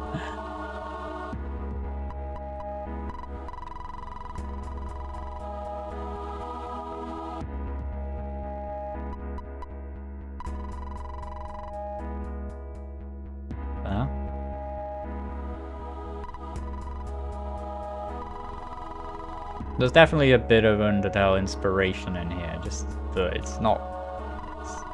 It's different, you know?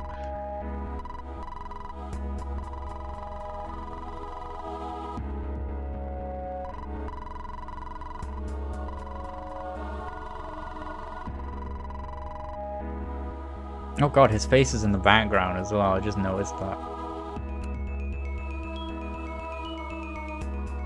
I wasn't really paying enough attention to what that guy said. But we got another key. Sure.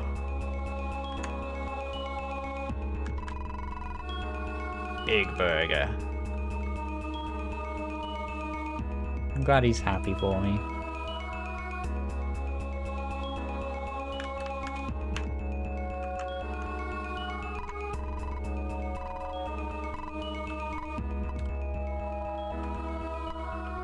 Oh, right, okay.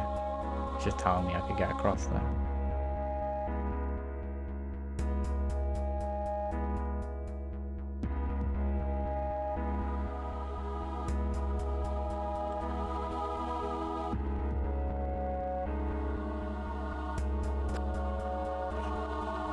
Very specifically fit in there.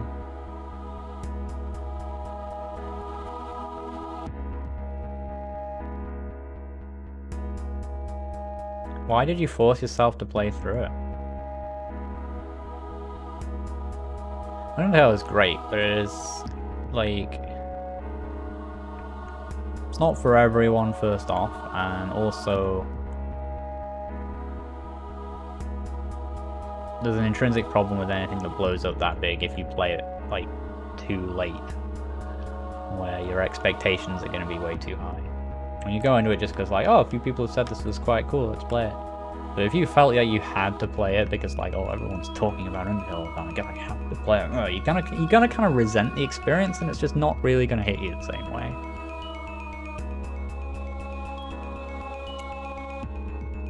I mean, I don't mean to try and, like, justify why you didn't like a game I liked, but it's hard to deny that it's really good.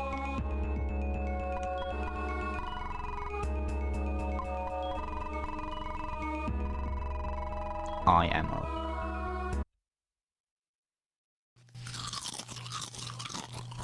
Wait, did I give him the burger as well?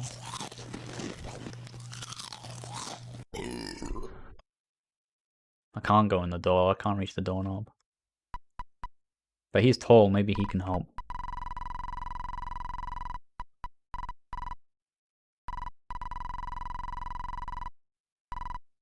We've got a skip button as well, which is useful.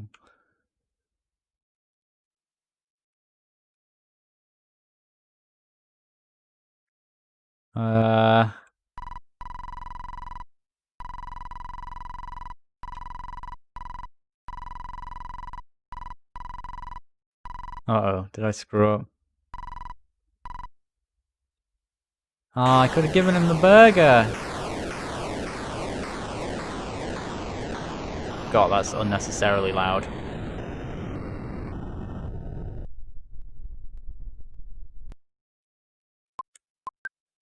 Oh, no, I need to see the true end. Because it's obvious what you do.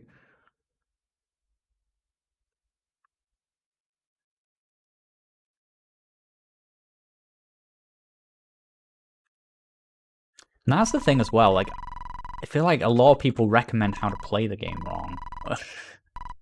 Wrong. You know, Undertale, like, a lot of people talk about, like, oh yeah, make sure you do this and this and that so that you get, like, the pacifist ending really well, and stuff like that. For me, the ideal way to play it, the ideal, like, route through Undertale first time, this is a bit spoilery if anyone hasn't played it yet, it's like, you play without really thinking too hard about it, or doing any of the extra stuff, and you just sort of play through it.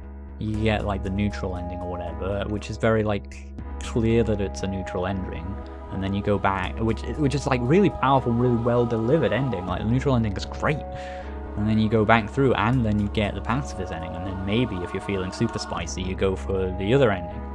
But,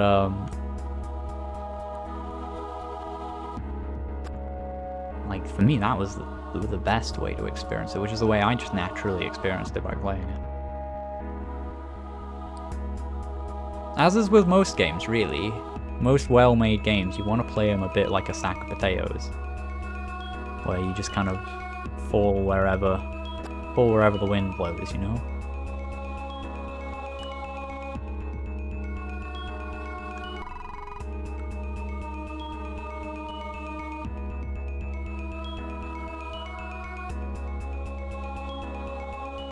You know, that's the thing, I feel like you felt forced to play it and that was always going to ruin it for you.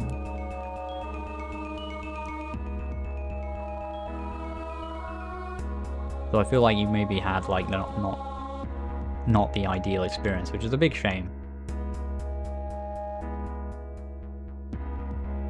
If you're not that into it and you want to force yourself to play it, I think the best route is probably the genocide one. Like, if you don't care about the characters and stuff like that and you just want to play it, like, there's the most game there. By far, there's the most game there. There's probably the most emotionally satisfying ending if you're not, like, super invested in the characters.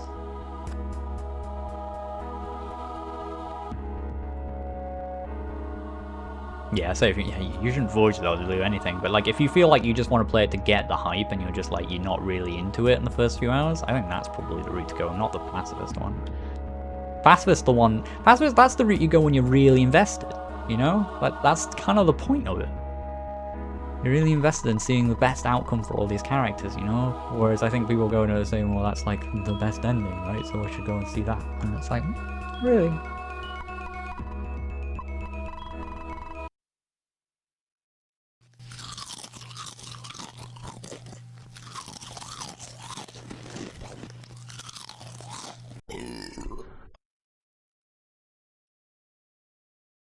Well, yeah, I mean, that goes perfectly with what I'm saying then, Fire. I think you should have played the genocide route.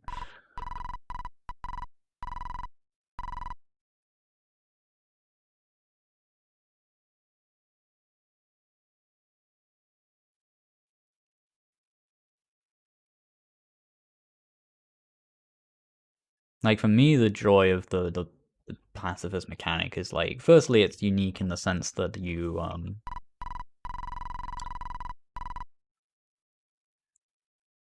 you know, you're solving problems in a game with a combat system by circumventing combat. You know, it's just narratively cool and interesting and unique, I think. But but a lot of what's cool about Undertale is the way it plays. I want to stay away from saying it's subversive, but like it is. And the way it plays with your expectations of what it is to play an RPG in a lot of ways. Like, it can land really powerfully in lots of different ways for different types of people who play games differently. Like, all the routes are kind of built around a specific type of person who plays games in a way, and like, you know, in a way, there's like things built in there to talk to people who like feel like they're completionists who have to get everything out of a game. People who are just, you know, RPG nuts who just think about like leveling and getting power up and all the time. People who just want to make friends with the characters. You know, there's something in there for like everyone. I like how I have this massive inventory, but I only ever get this one item.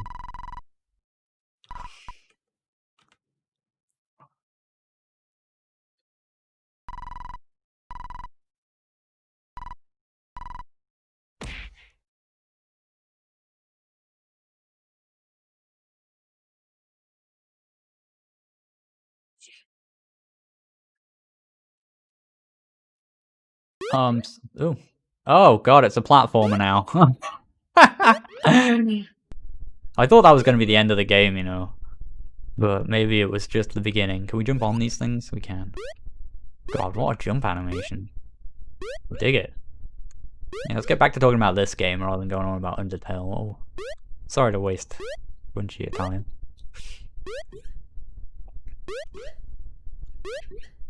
But it was time where I was just sort of replaying the same stuff again.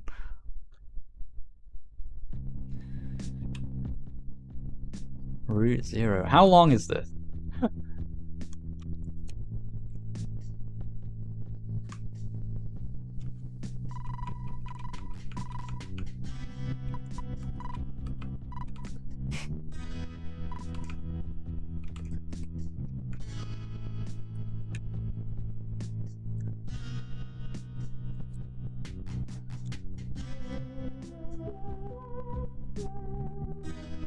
What's this guy again?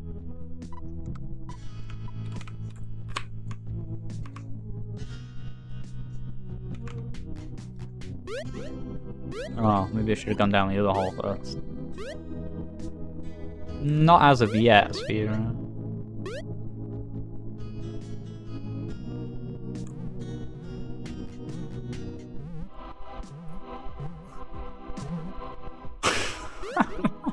It's well put together, like, you know, like, this is the thing you, oh god, you can kind of tell, like, the thing that, like, clues you in on it being intentional is, like, mechanics are actually pretty well constructed. Like, this thing that just looks silly, like this flip is like a really good way to get away from having to do a proper, like, fancy animation for jump or anything like that, and also deliver something that suits the style of the game.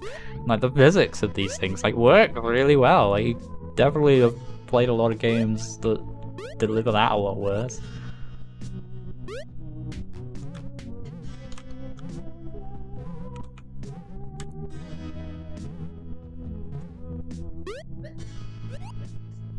To get that high a bit. Oh. I still don't know. That almost looks like there's a secret down one of them, because you can't quite see the spikes at the bottom, but I don't know. It might just be weird level design. Oh, it's just sort of brought me back up.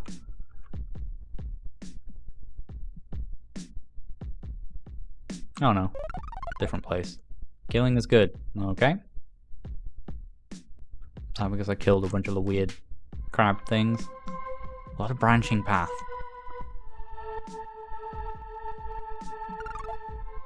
Giving is good. Is this a reflection on the things I've done so far? I gave a man a hamburger and some keys, and we also killed a bunch of things.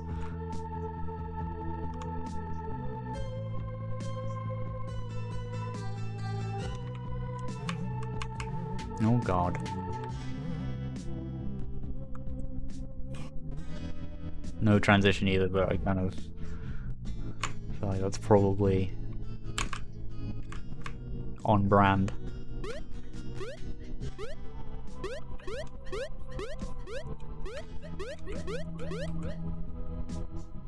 Oh no.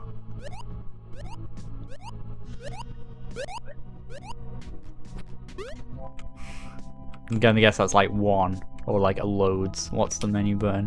100, okay.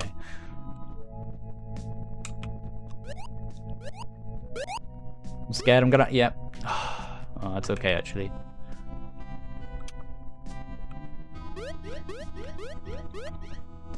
Oh, if I hold Z? Okay.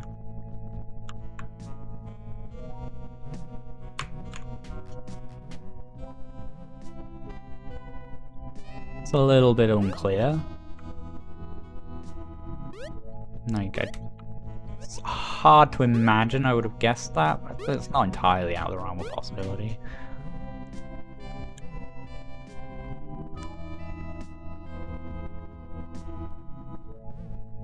Oh man.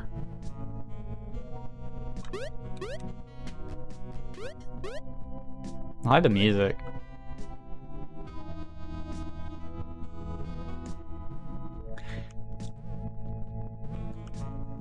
Don't know if I dig how abrasive some of the sounds were, like with the gotta give it to him dude before. No, it's not got it, it's had to do it to him, or something like that, right? You know I had to do it to him. When he eats you, it's a bit abrasive. I mean, I know you were kind of going for that, but... I gotta...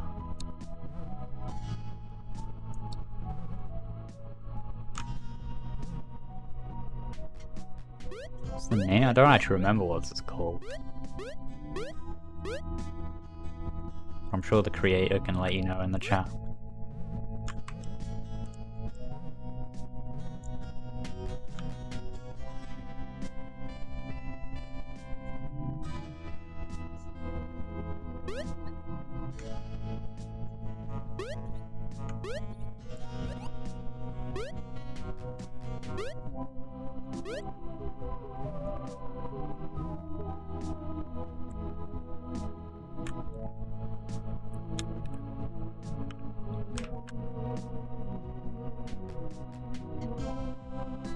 Oof, it was tight. JMC's hot new game.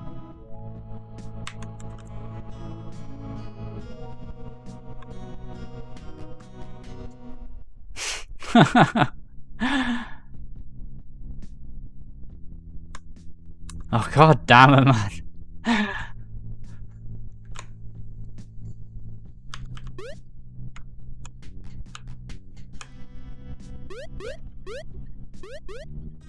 Hold up. What's this about?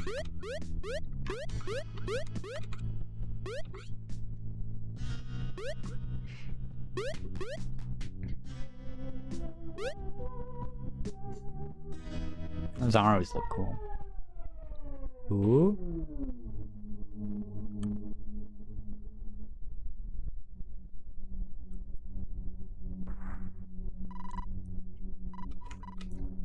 I forgot to get... I worry that I forgot to help that guy get this money that he dropped down the thing, and now I'm gonna need whatever that was to finish the game.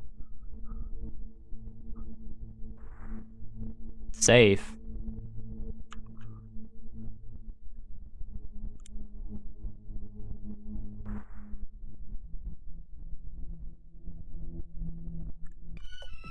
No, go away, go away.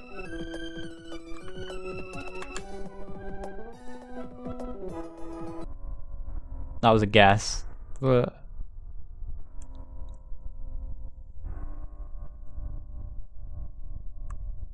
man, what a room. No, he saved cost $100. Nice.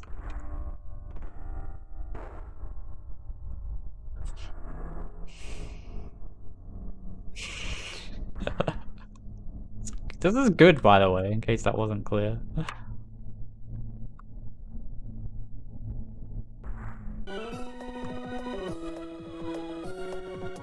I don't want to know what happens. I'm going to assume I just lose. Good callback. Just move fast enough as well.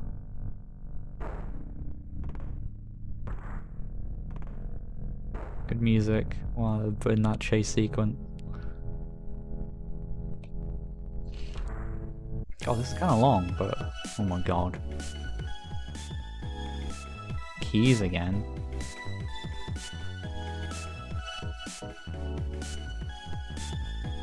Did you make all the music for this game? Or was it kind of borrowed from various places?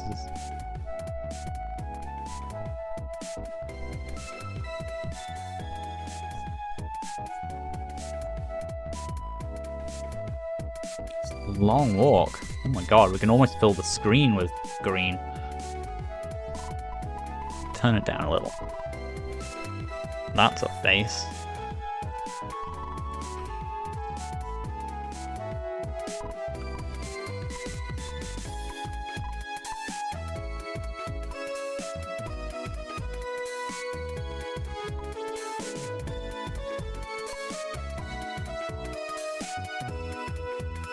What, who? Oh, I implied you were gonna like get out of the way or something. Oh, this person. Okay.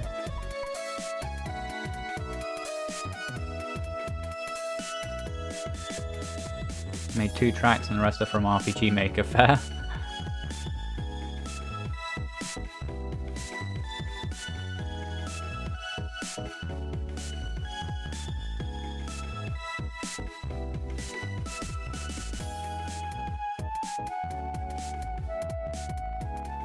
I love the player character, like it's proper chef's kiss.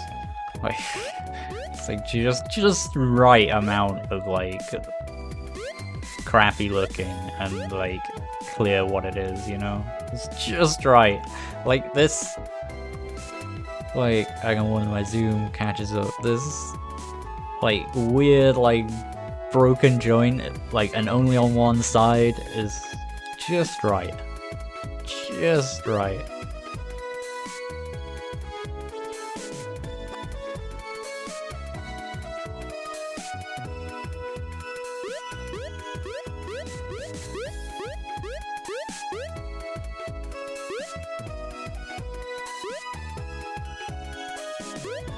Man, is this going to be the thumbnail game for this week? Maybe it is. How do I get to there? That implied that maybe... oh well. Didn't look like there was a way.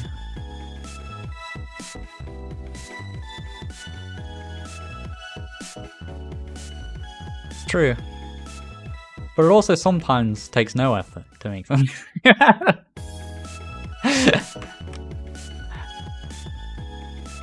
It's an interesting...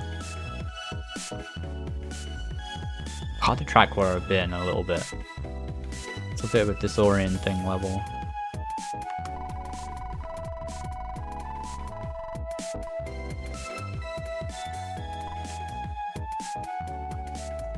It's your man cave. Oh. That's a fun way to reveal that you can just walk over here. But also, what's down here?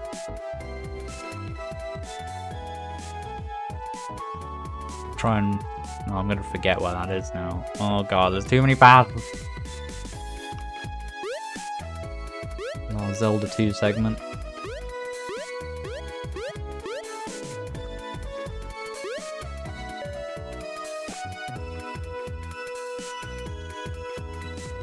Is that what I think it is?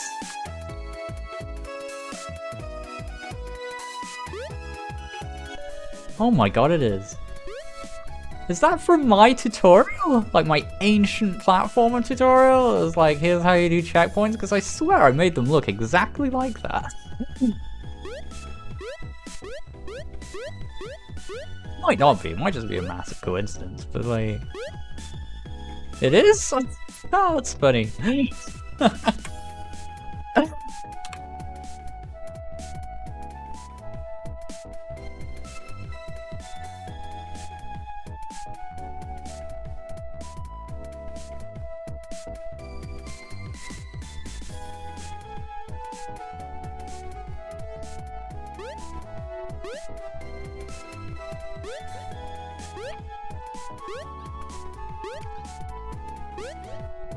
I see, so you're like forcing people to get through it on the way back, is the idea. Oh, that's annoying.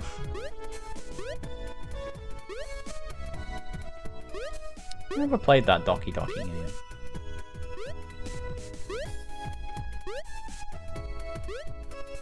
And all people will tell me about it is it's subversive and you have to play it, and which I get. I totally get that kind of explanation. I've played games for which that is a legitimate explanation, but it's also like, it's frustrating because in a way I suppose they can't tell me what I would actually like about it.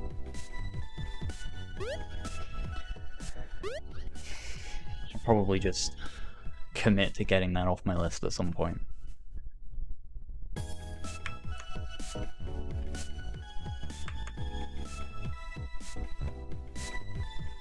I'm probably giving this way too much time. I don't know how many are we getting? We're up to 5 there now. Probably have to close. Is this still the 3rd game, right? Christ. Almost 4 o'clock.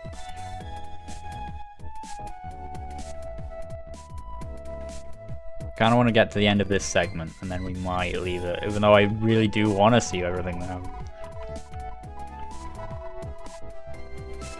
Keep accidentally pressing the slash key instead of Z.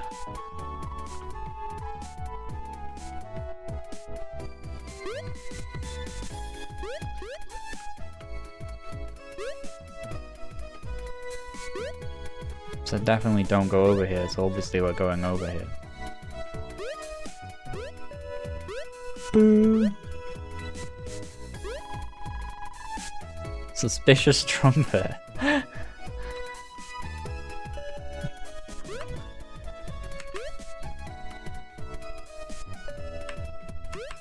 Such an unnecessarily long fall. Oh my god. Is there a jump buffer? No, of course there's not. Oh my god, why is that so hard?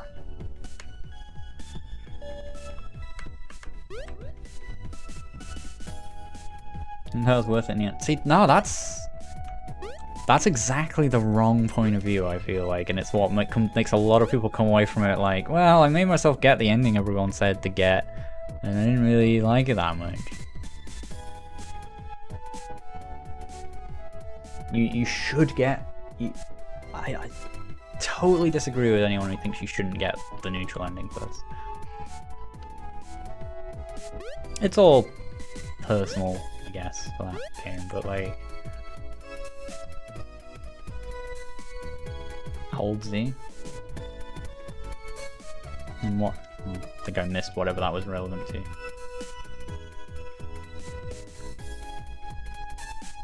Yeah, it gets a lot of people, Joel.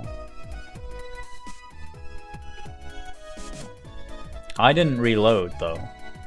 I killed her and just moved on. And then like kind of like saved everyone else sort of thing, and then it occurred to me, ooh, I could have probably have saved her, was that gonna matter? And I just sort of completed the game and just got kind of like a neutral ending. Which was great. I love the neutral ending to bits. Because it makes you want to come back and get the other ending, and it only takes like 6 hours or whatever.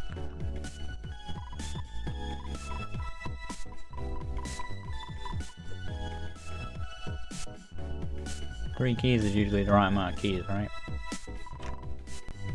Keys over any. What row? Okay.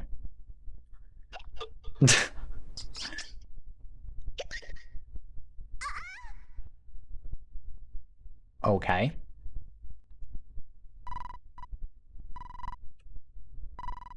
Yeah, that makes sense.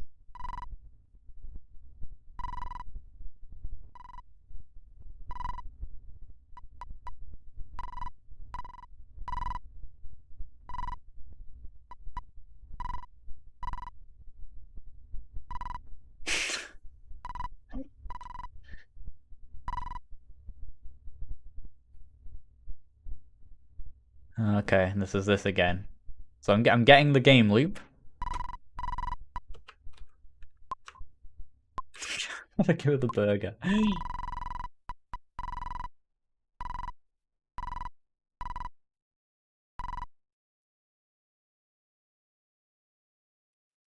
Sure.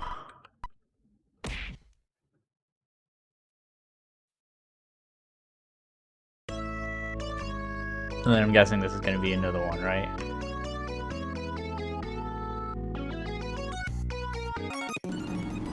Oh my god, this guy. What's it with that guy? Why am I now transparent-ish?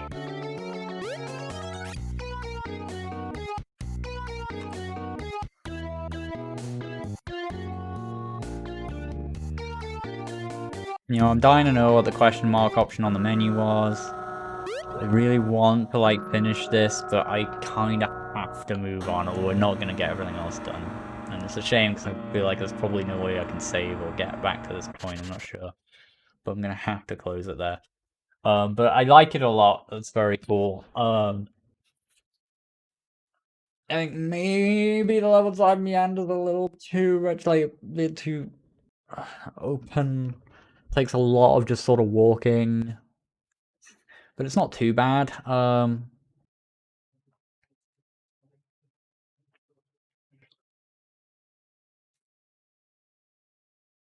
it's hard to, yeah, it's hard to like know how to give feedback to a game like that. But I enjoyed my time. Sort of, but not always, Mr. Juice. Like, there is a fine line, but generally this keeps on the correct side of that line.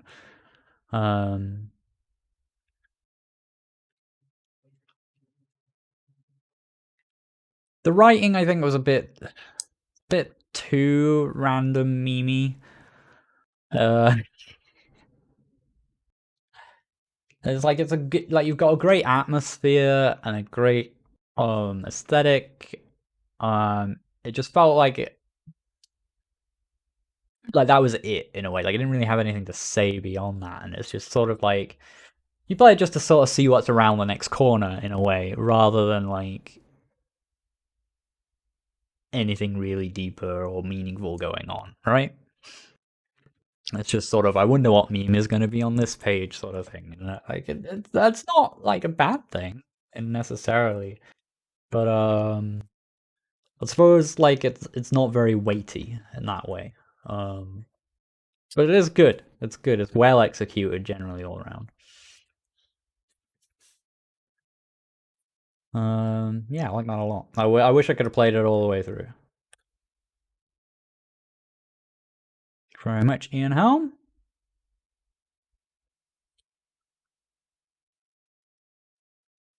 Lucy's World demo from Neophyde. It's a jump and run game. You know, we've spent so much time on it, I might just lock it in here and say we'll do these 4, and that'll be the rest of the stream. We've already been streaming for almost 3 hours and we've played like 4 games, so another 4 games we'll try and get done in less time than that.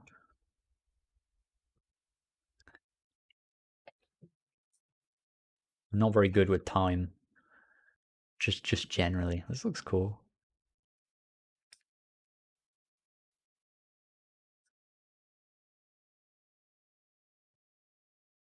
I do get some awkward vibes from this though.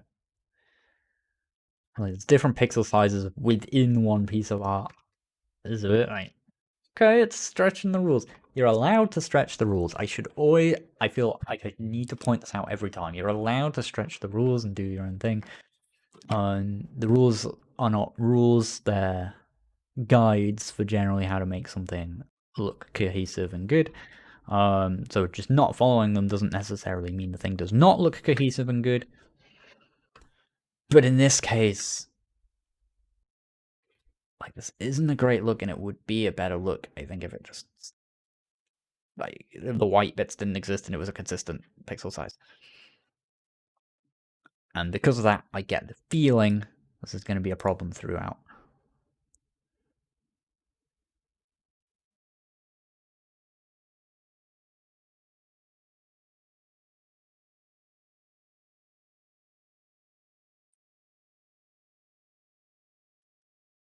Who is this one by again? Neophyde. It's cute.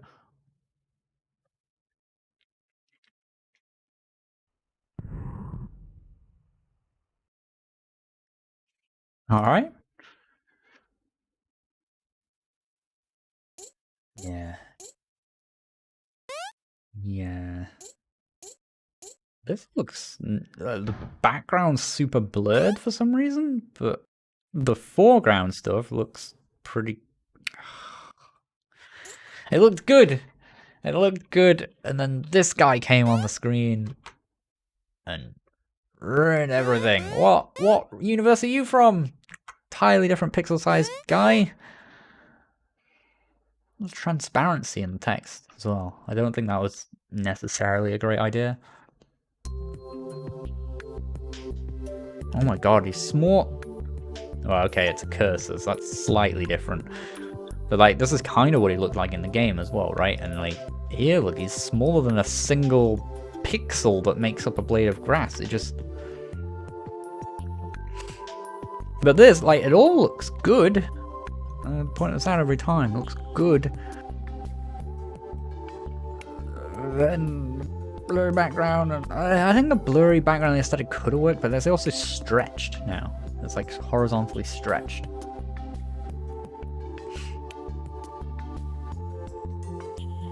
Yeah, you don't want the font to be transparent, and I don't think that's a good choice.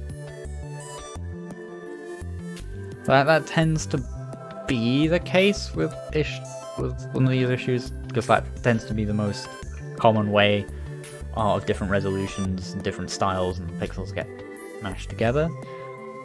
Not always, but how to play. Screenshot of that. Reset keyboard. AD. Space. Oh, crouch. Pause. Start. Okay. It's pretty straightforward. Again, like these multi-page, like how to play things, I feel like just put it in the game, you know, put it in the game. I don't know. Let me play while learning. Remove the buttons as I go. But again, it's better than doing nothing at all. I just feel like the amount of effort that goes into building something like this, you could probably put something in the game. but it's slightly trickier, I guess. It's probably simpler. Jump and crouch. So the thing with this is there's so much information at once. It's like I'm gonna probably forget some of this.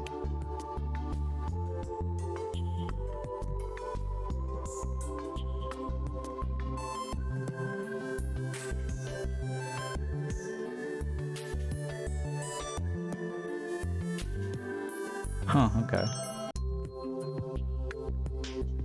It's a lot, right?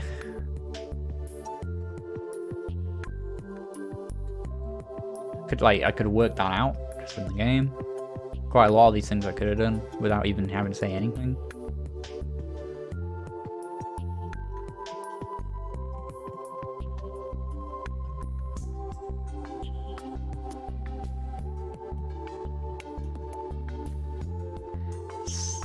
That's not necessary info either.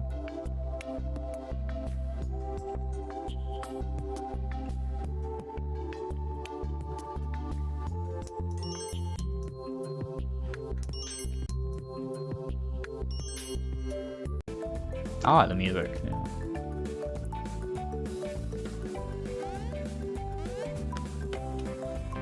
Okay. It's like, I feel like you want that to be higher if you want to really say that I can't go this way, and then not put stuff behind it as well. But I don't know. Maybe that is actually a relevant area of level design. It like loops around or something like that. I thought they turned into little clouds that I'm gonna make new. I don't know.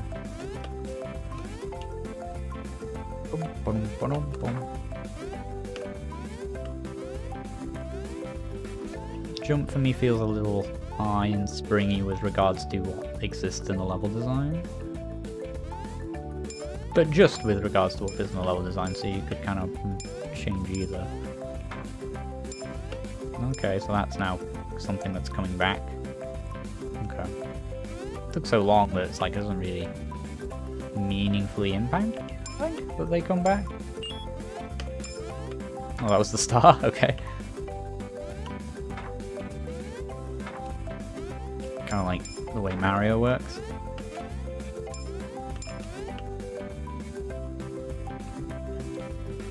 Oh, right, what do we have to do? Oh, we have to get all the gems? Yes. That's one way to end. I mean, that's what I did in the Pokepoke demo, because it's like an area of the world I need to expand, and I hadn't finished yet, so I didn't want to just put a big wall in, so I just put a big thing of spikes there for the time being. It looks a lot like that.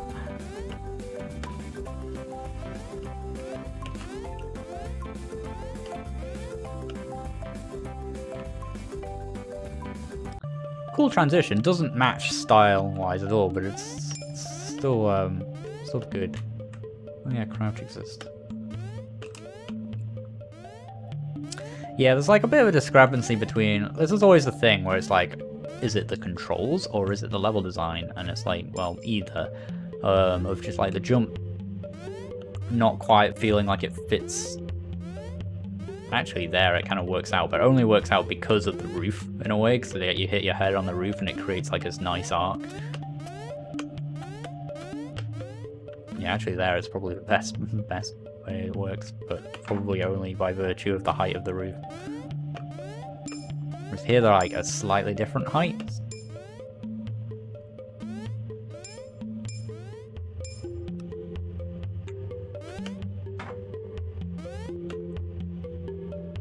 Checkpoint. I like the flag animation, it looks nice. All the art looks good.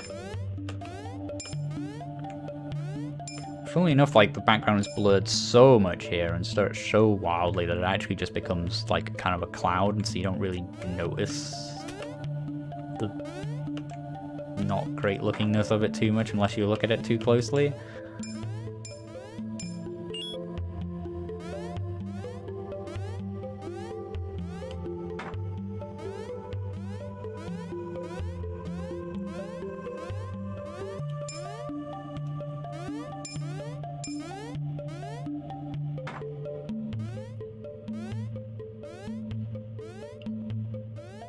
I think for me and my taste, I would say like the jump feels, and just with respect to the level design, I think like the jump feels a little bit too high and too fast for me.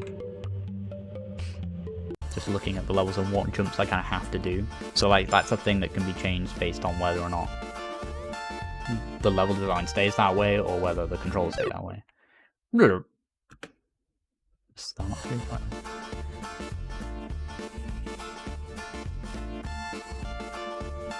Yeah.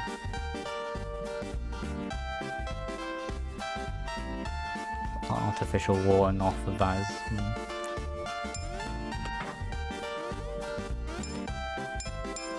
common with Unity games as well to see like weird blurriness of sprites and things like that when they're trying to do pixel art games.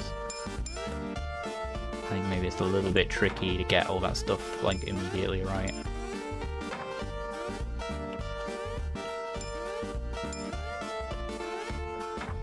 Definitely not impossible, obviously, but like just, you know, it's just like a little bit less intuitive to sort that stuff out.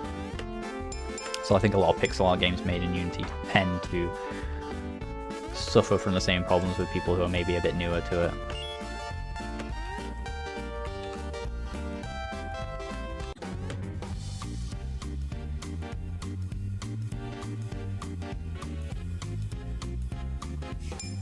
It's very jazzy.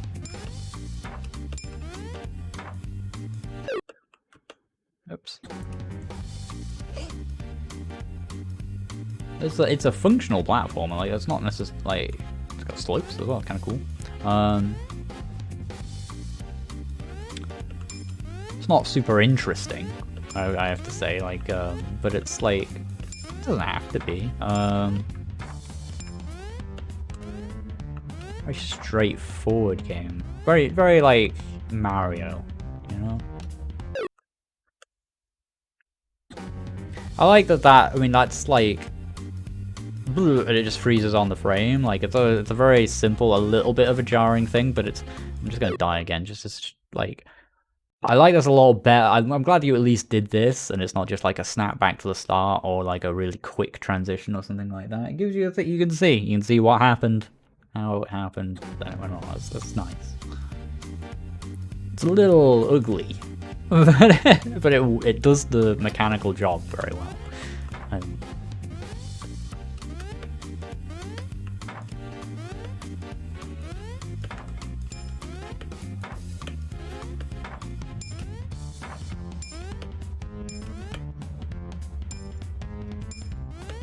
Something a little weird about that sound effect as well. It's like tink. Sounds like you're sort of hitting a spoon, two spoons together or something, rather than like picking up a gem.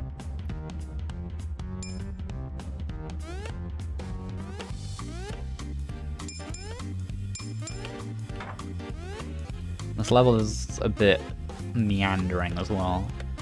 I feel like they're increasingly getting a bit like that.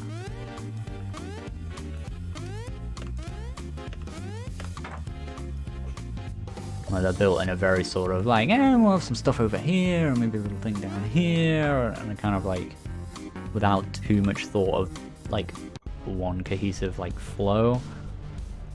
Ooh. Yeah, like the foreground art is a lot closer to being generally coherent, other than the little dragon that flies around. It really kind of sticks as a bit of a sore thumb.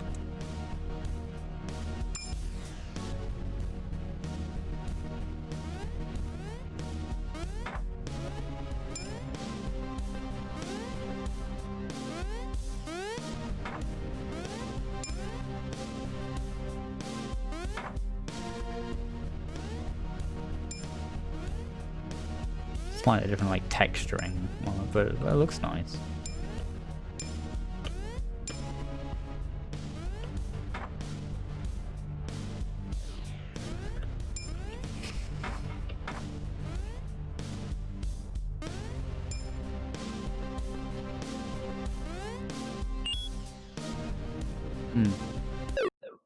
Oh. Ah.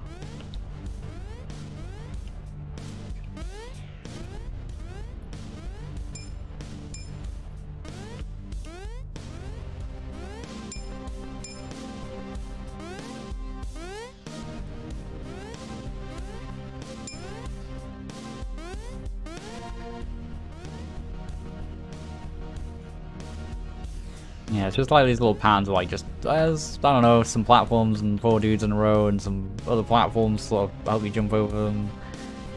It's just, it's not very considered, you know, as the level design and stuff here.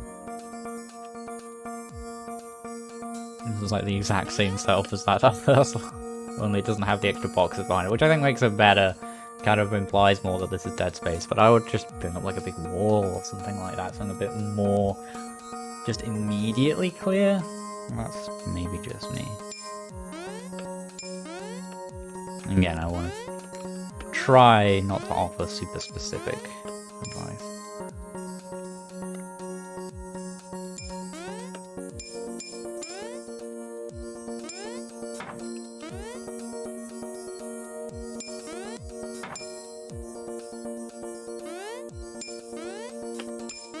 Yeah, it feels like I'm just sort of make sure room, pick up diamond gems, moving on.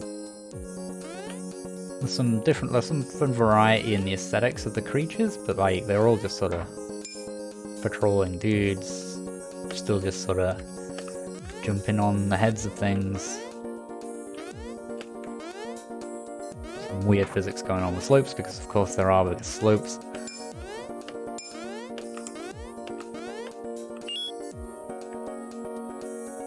Like ice over the top of that. Again, it like looks a little bit like you can get up there, which is like just makes you think about it for a second.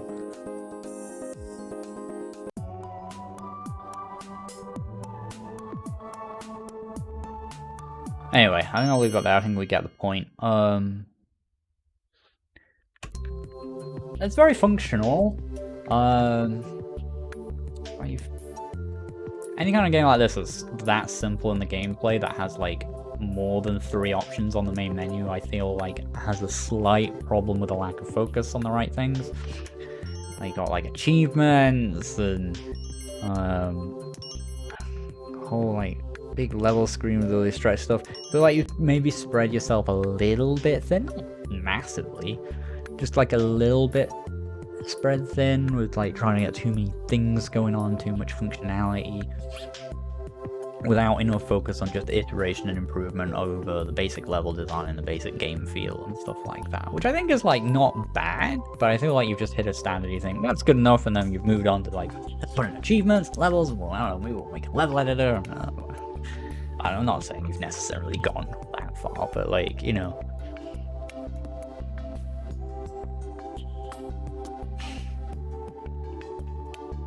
I think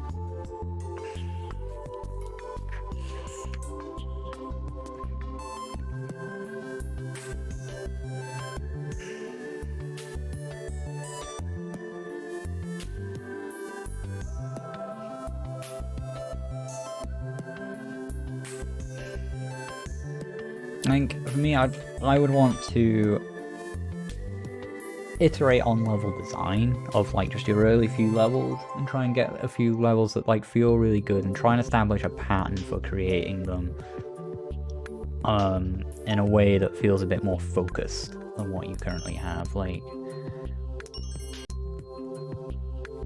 wait, have I just been moving from world to world? Just doing the first level of each world? Like, how? That's an interesting way it works.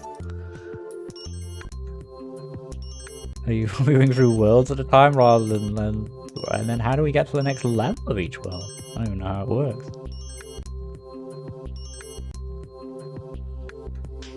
Anyway,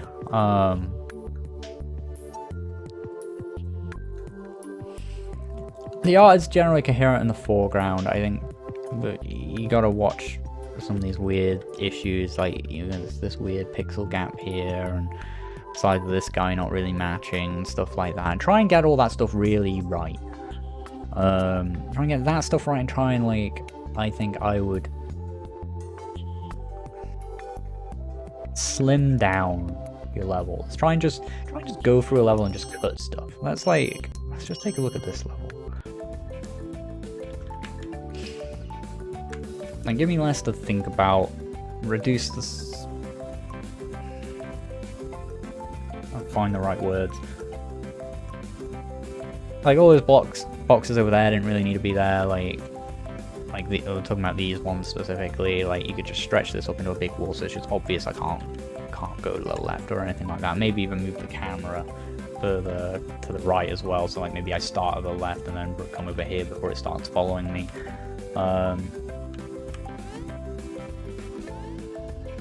And have less like alternate paths that don't mean much, like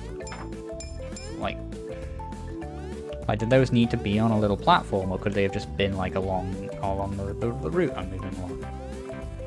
Because if you think about, like, if I come this way, get these things, like, that's strictly the correct path to go, rather than like just down here, which I don't know, it's hard to explain what I mean. Because when I come here, I see these, so I know I have to come up here, which I kind of just do this, and then like I'm sort of backtracking along aerospace that doesn't really do anything. There's a lot of just not meaningful areas of level design, if that makes sense. I'm struggling a bit with this to get the words out of what I mean. And like this, it didn't. Maybe this just dropped down into it. Maybe there's just spikes all along here. Maybe like this whole ground I'm standing on would be spikes. And then at the end of the level it's just doing these 3 jumps. Or whatever, and you've just got to make those 3 jumps. And then you get to the end kind of thing. Like, why would I need to be down here? Well, then just spend some time down there realizing that actually I need to go up there.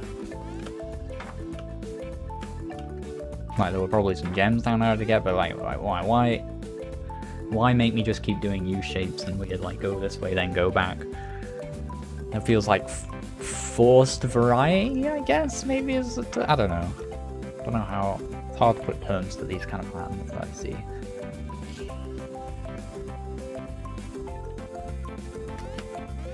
Yeah, the jump is like... pretty much, like, it's alright. But, like, it's not a bad arc, that, like, at all. But, like...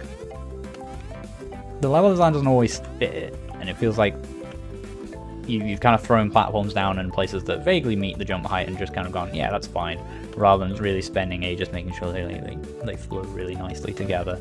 Like, some of them are different sizes, but like in theory makes you be more precise, but it like doesn't really end up meaning a whole much.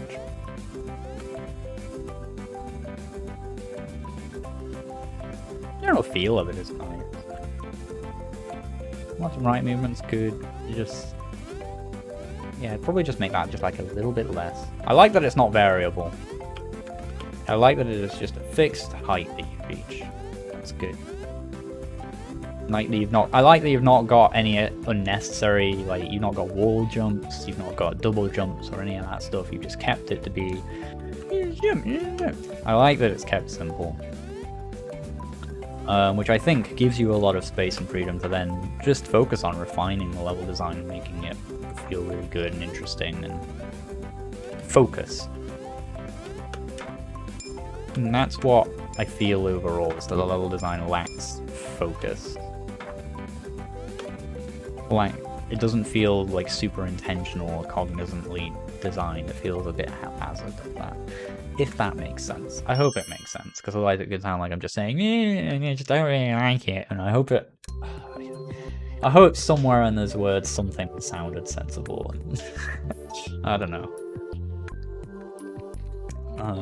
It is very difficult to find the right words. I'm not enough of an expert to really put the right words to the feelings I'm getting out of it, but I know how to recognize the feelings, and I know what they are. It's hard to explain them. But yeah, I like a lot of the simplicity you've kept to it. I just think, you know, focus on that stuff, focus on the level design, focus on the game feel, and try and make the aesthetic come together, because it's close. It's close to feeling really coherent and nice. I just think, you know, you get rid of these like weird white lines, keep everything at a consistent resolution, and I think you'll be there, you know?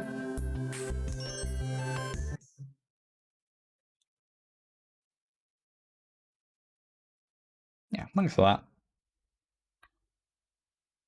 Sorry if my feedback felt a bit all over the place. It was a tricky one. I like the different the you definitely get a nice different feel from each of the worlds and stuff like that as well. And yet, playing the levels in each level felt kind of the same thing, you know? There's a bunch of branches and a bunch of gems, get all the gems, jump on some things that are in your way, go to the end.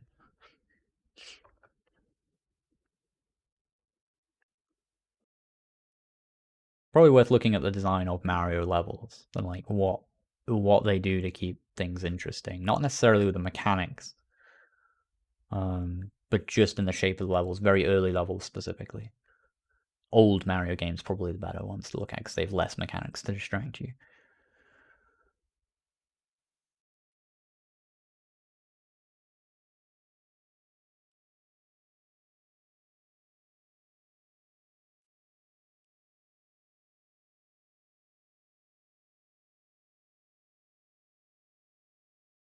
Oh, it was a demo, so you can play the first level of each world. I understand. Right, okay.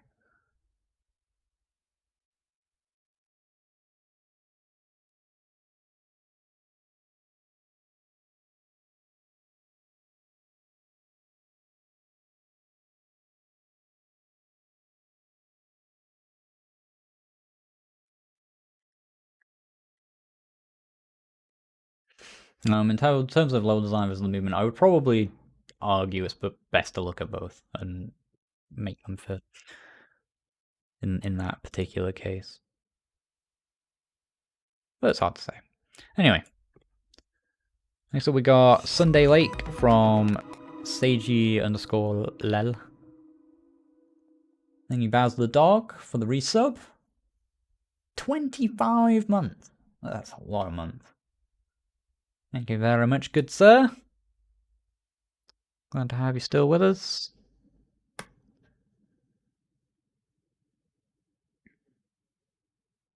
Before we play this one, I'm just going to pop downstairs and grab like a donut or something from the fridge. I just have to remind myself like to actually like remember to eat and drink and stuff in the midst of this. How many we got to go? We got 3 games. I'll only be 2 seconds, so we'll get. Is this downloaded? Yes.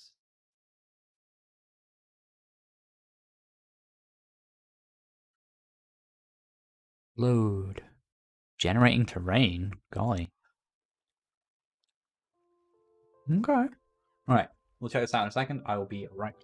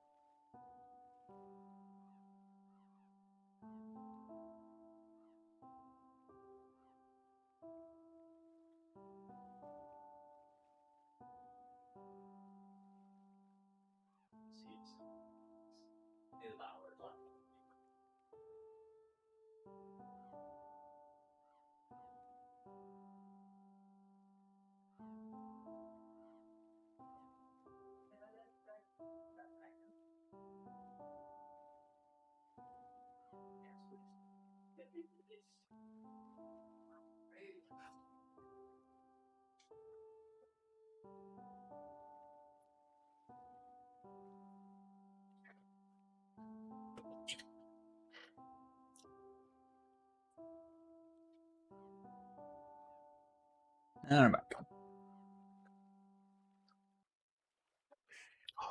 Look at this. Look at the glory of this donut.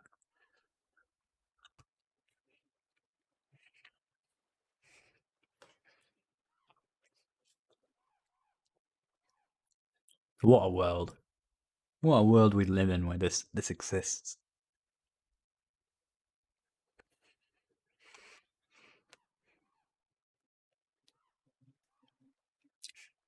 Self-made? What kind of genius do you think I am? No, I wish.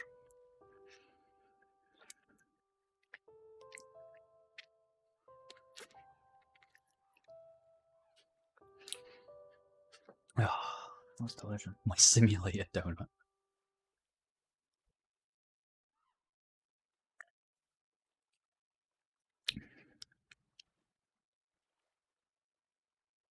Sometimes, you know, you feel bad about the state of the world.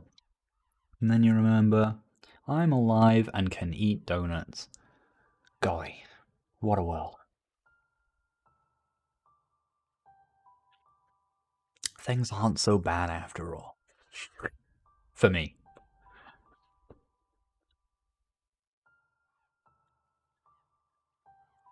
From Asda, actually, but it was one of the kind of, you know, the packs, with just a bunch of donuts in there. You know the ones. Right, what's this? Press space to start. Alright. I haven't read anything about how I'm going to play this, so let's see how this works. Oh, I'm fishing. Ah! Oh, look at that! Oh, we don't want to scare them all. E? What does E do? Or was that to bring it back in? Oh no, that just does... I'm not sure what E did. Okay.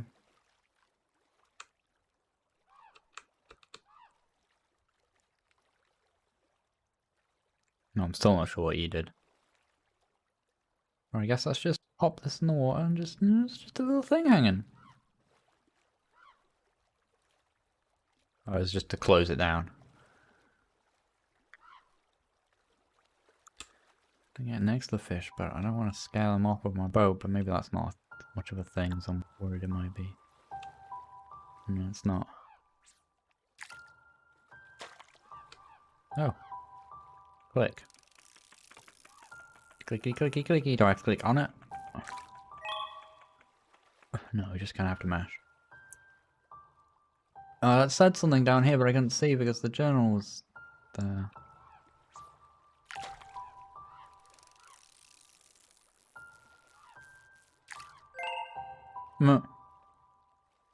You found new fish. Oh, I found a new fish.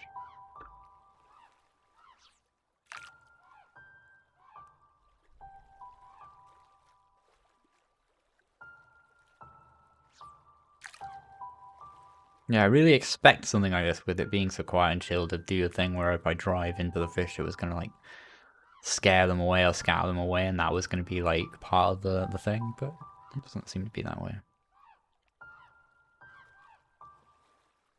Seems like I either get something right away or like just nothing. Oh, maybe that guy was going for it then.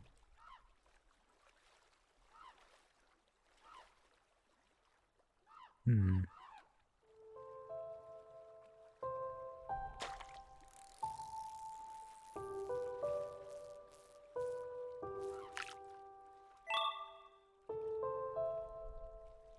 Pink Bubble.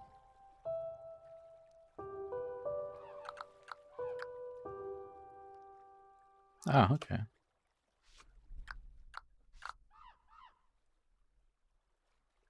Should I be able to scroll through this or something? Pixelize. Not sure what it's doing.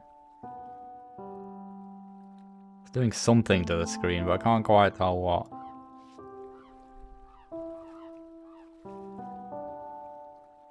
There's a bit of a mishmash of pixel sizes, but you know, it's sort of all in a style that makes it alright. This being in the foreground makes it okay. Let's go with the mouse wheel. Oh, I think someone grabbed that now. Ah, okay. It's not entirely clear. With everything being so clicky, I was kind of expecting it to be like a click and drag thing, especially given that's like what my mouse is doing. Feels like it goes off the edge a little here as well. So I was like thinking maybe there was like even more to it. Oh, cool though. Cozy. Very chill. Feels like a meditations game.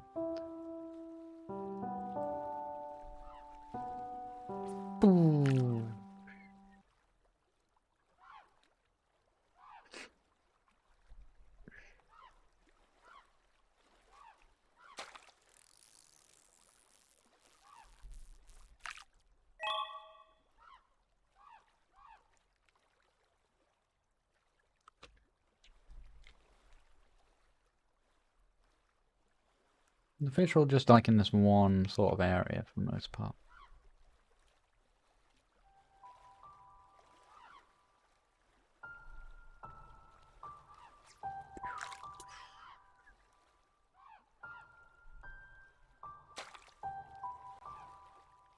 Oh, not sure what happened there. I'm not sure how I feel about like the growing, like you've got it growing with the animation, but also growing just generally. I think maybe this would work better if that tried to like stick to a fixed resolution. Like if each when a thing grows and kind of gives away that kind of gaminess of it, and that's what can cause problems with the Nixels. But for the most part, like with the rotating of the ship and stuff like that, it works, I think. I think he's trying to go for it, but can't quite get there. Pathing just won't allow him to turn sharp enough. Right, I think I'm too far away.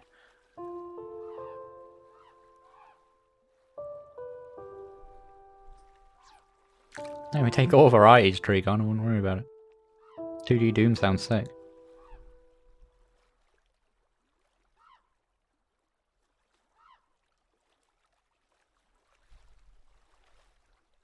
I mean, the music's very quiet, but it's nice.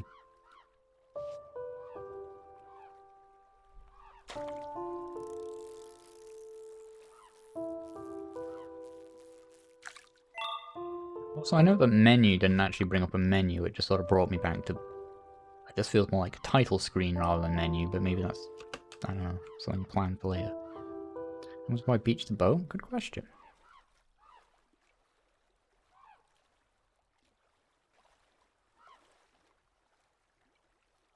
It just sort of slows to a stop and then you pull away again.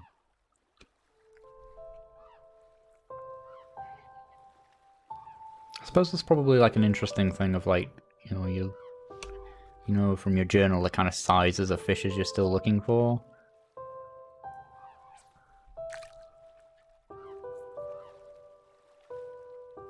I actually haven't really paid attention to see if they are consistent, like the big ones are the bigger ones or not, but I think they have been.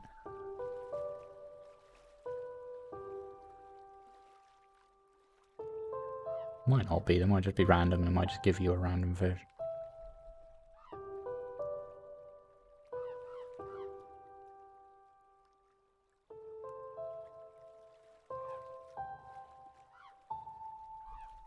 I've done things like that. I put up a gif of how I did something sort of similar to this, where you just sort of take, you know, a sprite of a thing and then just sort of put some wavy shaders on it and just sort of draw it behind, right? It looks like kind of all that is.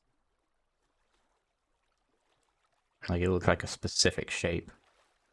Right.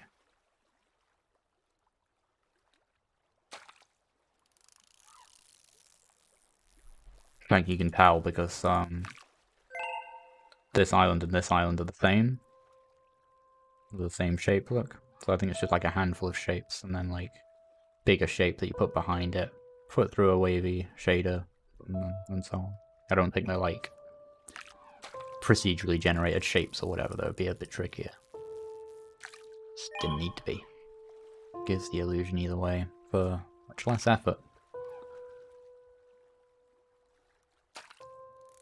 I really like the stuff on the surface and the plants. Plants on the surface and underneath are really nice way to like add some variety to the aesthetic, or just being blue or whatever. Notice that text, the text kind of overflew that text box a little. Okay, these are like walls.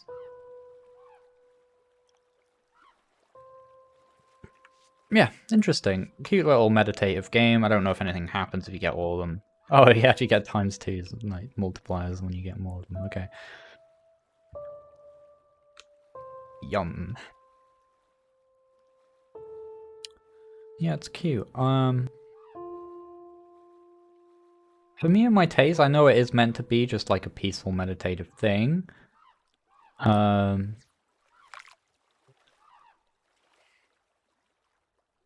sort of find myself wishing I don't know. I don't know if this is right or not. I feel, Sean feels, specifically me, I feel that maybe I would appreciate it more if there was just a little bit more to the fishing than just clicking a whole lot. Because clicking a whole lot is not very peaceful as a thing. It's very like... But like, it doesn't have to be... I wouldn't want it to be complex. Like, I wouldn't want like some sort of super... I don't want this to be a fishing simulation game that it is clearly not, you know? But like, you know, something like, you know, Stardew Valley's fishing thing where you gotta get it between a little meter or something like that. Just some simple mini game that I can just enjoy playing just forever in the same environment, collecting lots of different fish. I think it's mostly there. I just think that, you know, it's hard to see myself using this as something to relax because it can't really. There's not enough for it to really transport me into a different place with just like the aesthetics and peacefulness of it alone, in my opinion.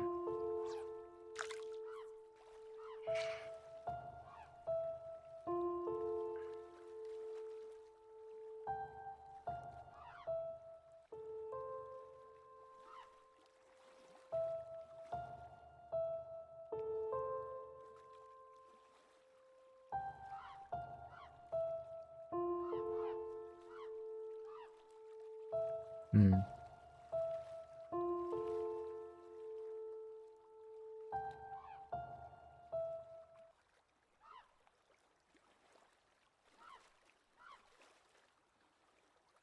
Well, yeah, you say that, Horsey, but like, generally speaking, the problem everyone runs into then when they do procedurally generated levels, because they didn't want to design their levels by hand, is they realize that, oh no, procedurally generated levels is way harder than designing levels by hand.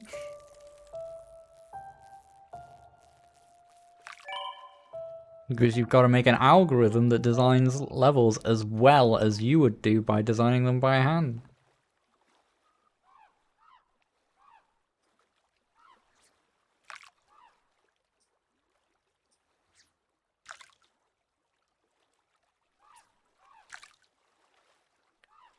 Sure. But yeah, I like it. Like it's Mixel City, but like most of it is fine. How do I quit? Well, all F4 is how I quit, I guess. Chill fishing game where you play as a middle-aged man. Just, yeah, I like it. I like the risk that you take here. Like, it reminds me a lot of my game I made of making things okay, where you just sort of walk around a house cleaning up, and just in an infinite loop. Um,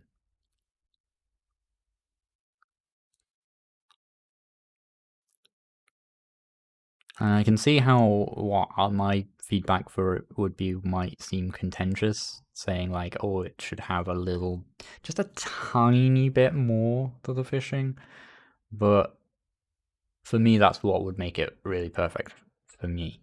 Um,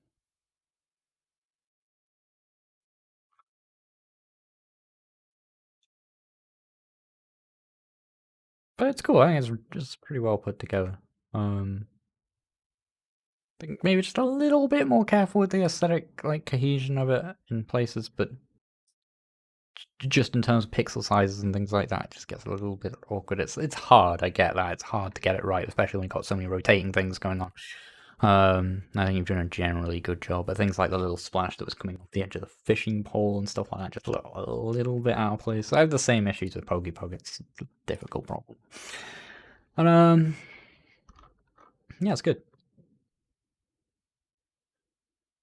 Thank you.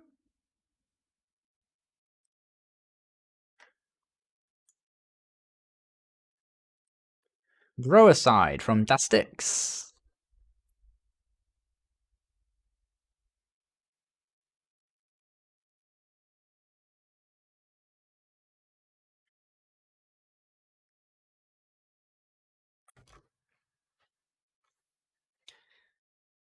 Yeah, I think we're probably starting to cross scopes in what we're talking about there, Nom Nom Fighter, but like sort of, but also just not really. Like, it's very rare you don't care. That's the thing. It's like, I don't know. Well, the people who lean on the proc gen thing as a crutch think they don't have to care what their levels are like. They just need levels, and level design's such a big deal. So big a deal just to, well, just make an algorithm that just makes a bunch of levels and it'll be fine. So hard. So hard. Level design's hard enough. Like, so you've got to be a good level designer to make a proc gen thing, because you've got to know what it is you want the proc gen to do.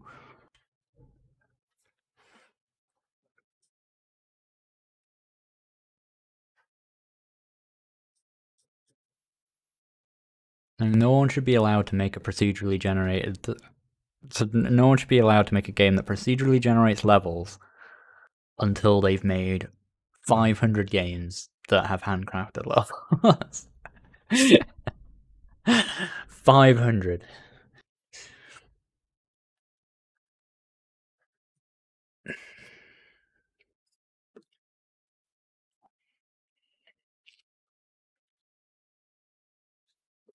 Why won't this load? Growicide, I want to download you. GM48 is not having it right now.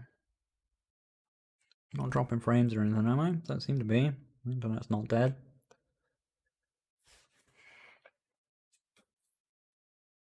Make a project algorithm to create your 500 anime games.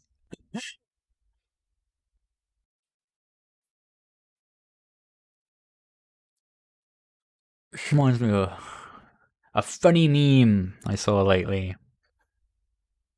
Oh, the machine learning. It was just changing your code randomly until it works is considered hacky and bad practice, but if you do it fast enough, it's considered machine learning and pays 4 times your salary. It was a good meme, I enjoyed it.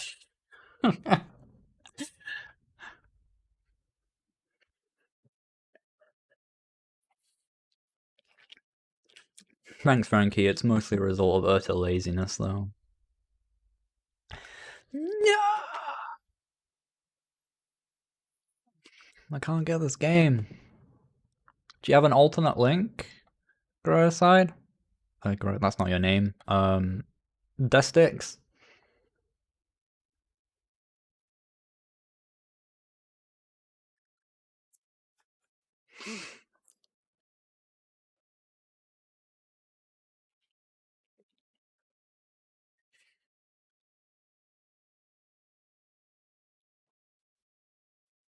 I mean, TreegOn, given there's only like 4 ways that people misspell the name, even when they intentionally misspell it, yeah, I think it would get there pretty quick.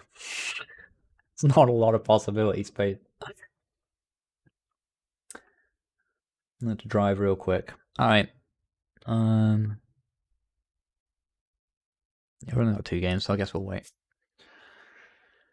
We'll wait. Now, if I was a professional, and you're watching this on YouTube, if I was a professional, I would go in and edit it so that we would cut out the gap between all the games, really, like all the loading stuff and things like that. But that takes way too much time. Maybe I should hire a guy to do that or something. I don't know. It doesn't feel worth it. I'm not sure.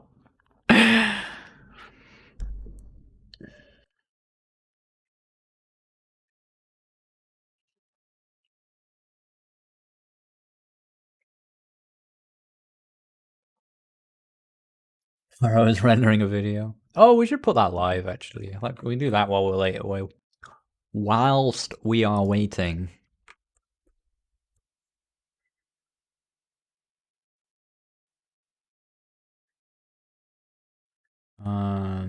Not sure now is like the best time in the universe, but we'll just put it live. So I don't forget. Any second now. Man, maybe it is my internet. I'm not dropping frames or anything on Twitch, but...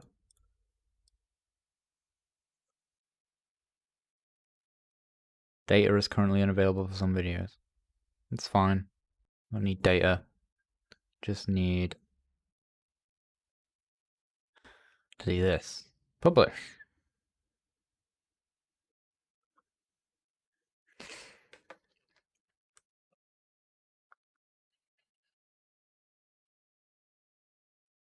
Hello everybody and welcome to episode 29. In this part we're just going to focus on drawing our player's health to the screen. We're just going to frac greater than 0. I suppose cards and things, but I just don't really care about them too much. I don't care about just the end screen stuff. Who's watching that and clicking those? I don't know. I'm way too lazy to be a YouTuber. I don't know how I get away with it. It's a hard job to do really well. I just make the content. Like that's all I really know how to do well. All the junk around it.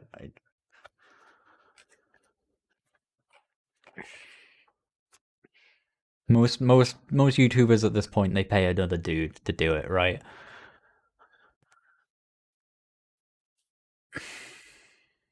Alright, link in chat. Cheers. I need access. I require access. I need to make it so anyone with the link can access it. No, maybe. Oh, I guess I can request access.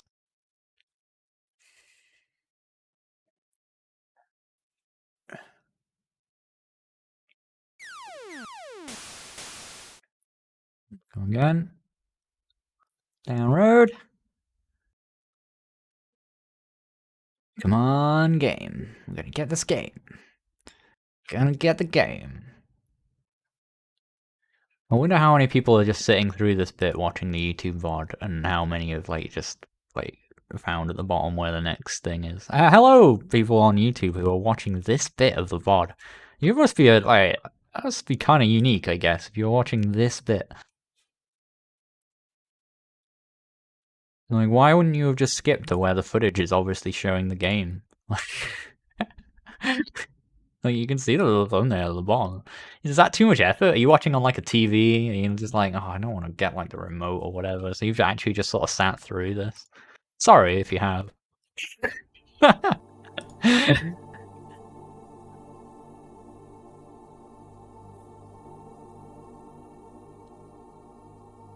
Growicide. I like this. Nice sort of illusion. Move the mouse to rotate. Kind of like a blurriness to. You see what I mean? I don't know if you. Yeah, you can see the little grey bits. It's not quite. Sorry, this is my bad, alt entering and stuff, trying to keep the full screen going. But you've got, there's some weird issue there, full screen and not full screen, but let's not worry about that. We'll die. Oh, but all you can do is rotate.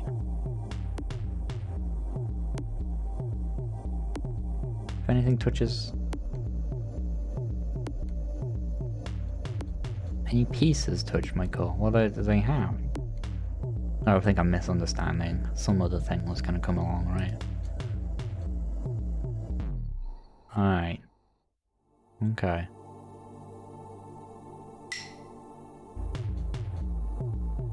Okay.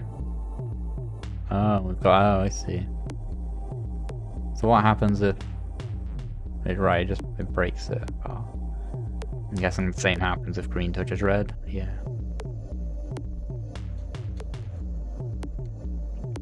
It looks like some weird alien thing there. That's cool.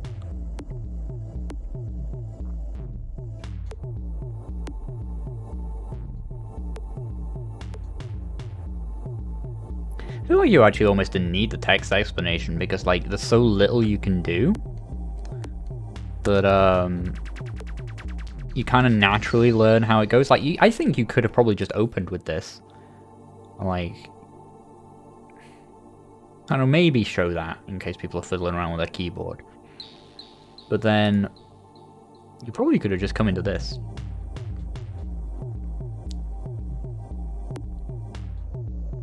I guess, like, the touching the core might become relevant as it, like, splits off and so on, right?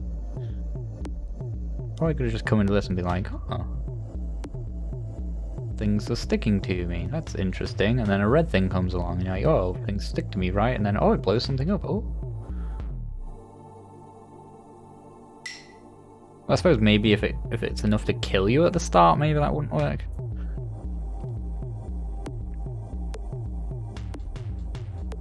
Ooh, a weird floating shield we're gonna build here. So it feels like we can kind of draw a thing, like we create this weird antler creature.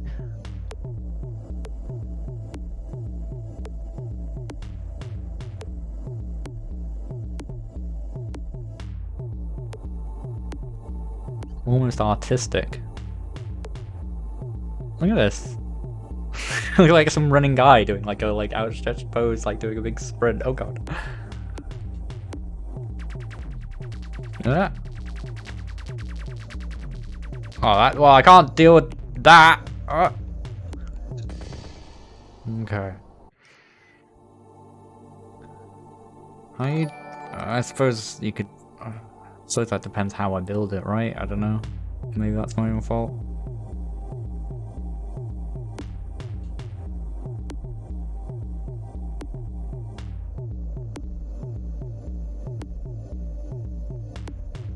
Feels like it's always naturally going to be split in half by the way this red thing comes though, right? Can the red thing just kill me at the start? No, but it can like reveal the core. Which I think would have made it clear enough. Oh god. That's a bit scary now then actually.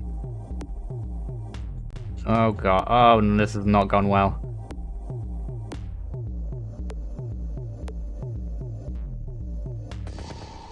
God damn it. One more run.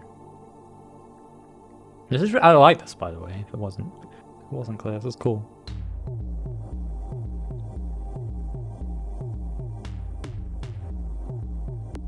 I think you could have kept this to resolution though actually, like the surface, like the application surface the same size as the window, so that like, you know, you don't get the, it's just like where the pixels are like about like 2, maybe 3 times bigger.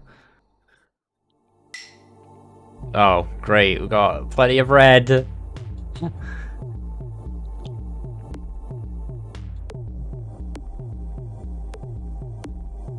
gonna build like a red wall.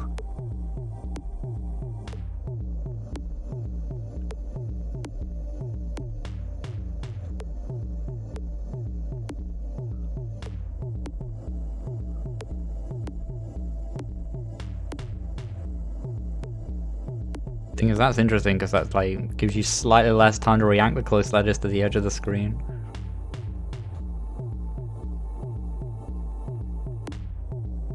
Because yeah, it's not like you've got any detail you need to preserve, right? So I think you could have got away with... Oh, I'm not sure how that even happened.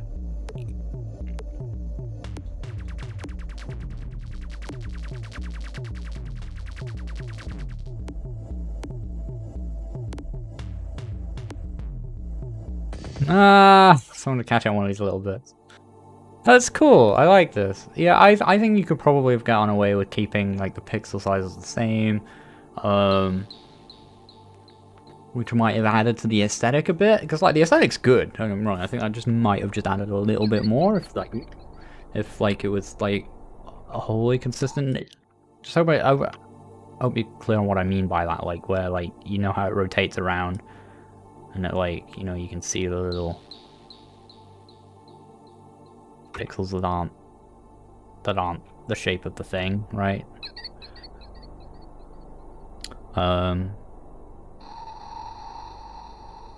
Because the worst thing that's going to happen with rotation is you're going to lose the detail, but you don't really need the detail pixels is what it is, right? So I think it would have worked.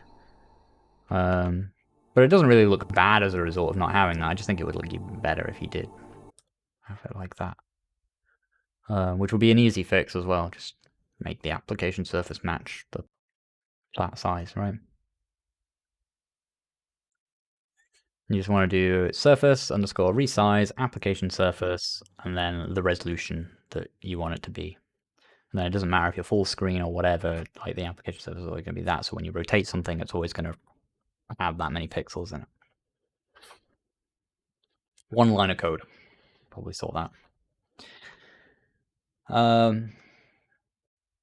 Yeah, it's really good. I like the mechanic of it. It's interesting. It's always, I like how kind of like physical it is, and like how you sort of naturally grow these weird shapes. I don't know if it changes. I don't know if there's even more colors or any nonsense later on, but that could scale pretty easily. That's really good. I really like that a lot. It's good.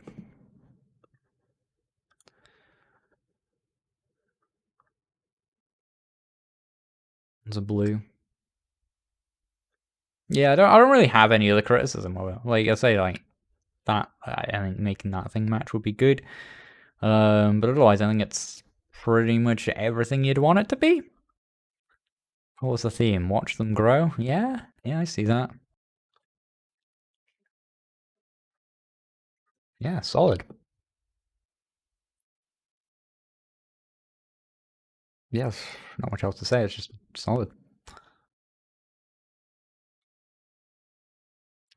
Was that deleted? There we go. TreegOn whip project password. I mean, showed the password to the stream, but I guess yeah. So a risk management thing.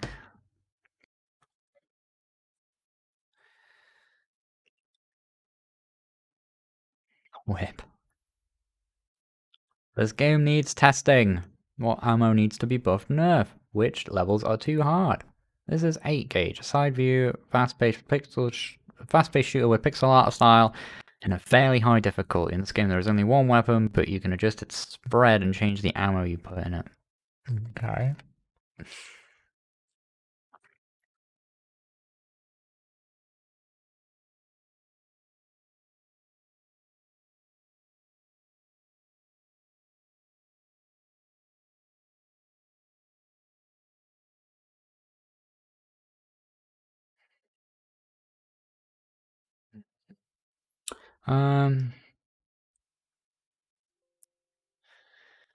Okay. Here's my first thought looking at this, and I don't know if it's too early to make this kind of statement about it, but you got a lot going on here. Feels like you're building for a larger game than feels like you're building for a very large game. Okay, with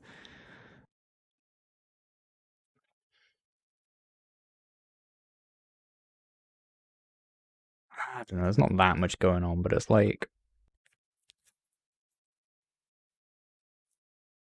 some other thing here, you know.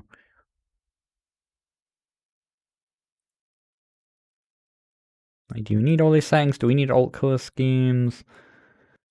Like, it just not that any of these things are bad, just it makes me question if your focus is in the right place.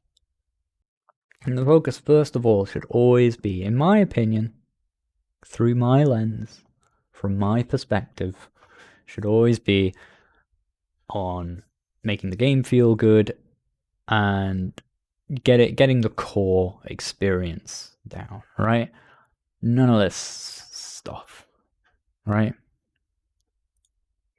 It's like a really weird composition here. There's this dude just in the middle, just because he is. There's no title or anything here. There's like a whole space down at the bottom. You know, like it's all just kind of thrown together, which is fine because it's obviously very work in progress and it's thrown together all that.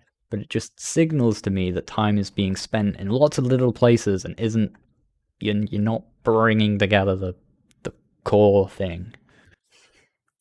But let's play it. because I might be jumping the gun a little bit here on it. Mission 1, intruders, mission log, special was. Oh gosh. Okay.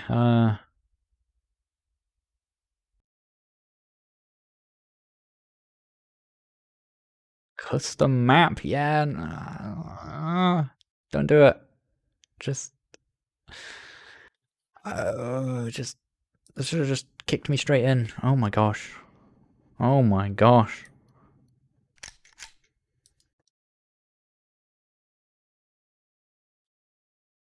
It's quite the go button.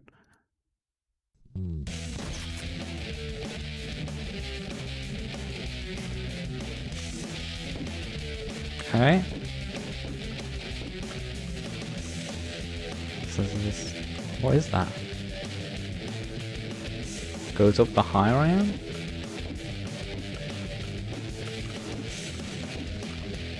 Right, so this is like already like the physics are a little bit janky and so on, and like just you focus. I'm already convinced after 2 seconds of just moving around in this game and just using the controls and jumping around and just the size of the tiles and the size of the character and the look of everything. I'm already convinced your focus is just not really in the right place, you know? Like, there's too much in... You've got this cool idea in your head for this cool system, bullets and spreads and ammos and types and things like that. And... I don't know. Back the files. How? Use jump pad. Ooh. Okay. Which I get it feeling a bit like this if you're just prototyping a bullet system, but then like all the other stuff shouldn't be in here, you know? Why is there like a huge level select screen and custom levels and then stuff like that? And it's not like even say that like... I don't know. That's taking its time.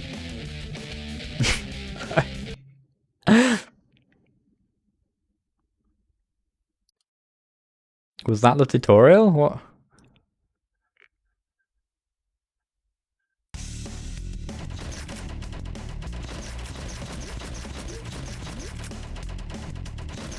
Health and ammo and...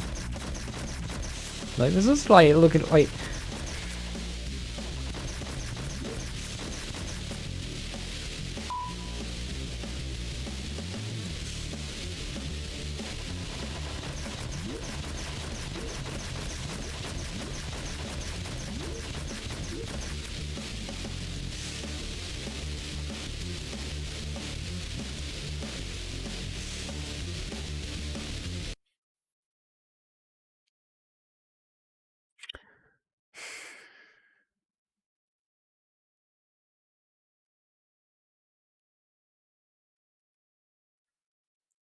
Level 2.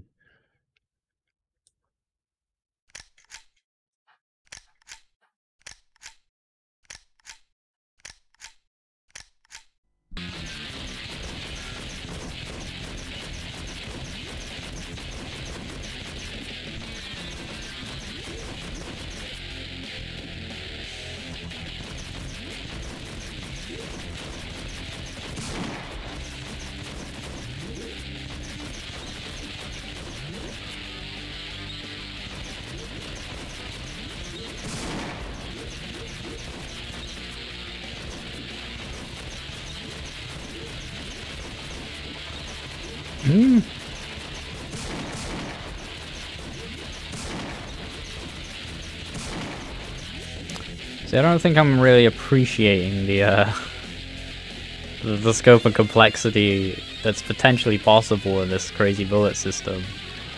On the basis of I'm just kind of shooting wildly. It doesn't really matter what the bullets do or anything like that, right?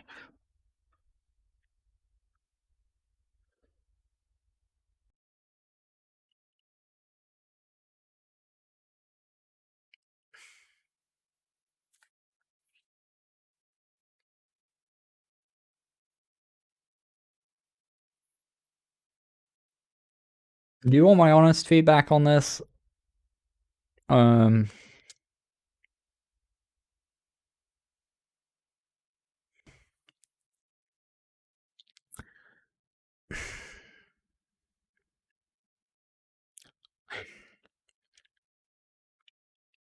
I think you're trying to do something too big. And I don't think you have a core idea here that you've proven works. And you're running away with it on the assumption that it does.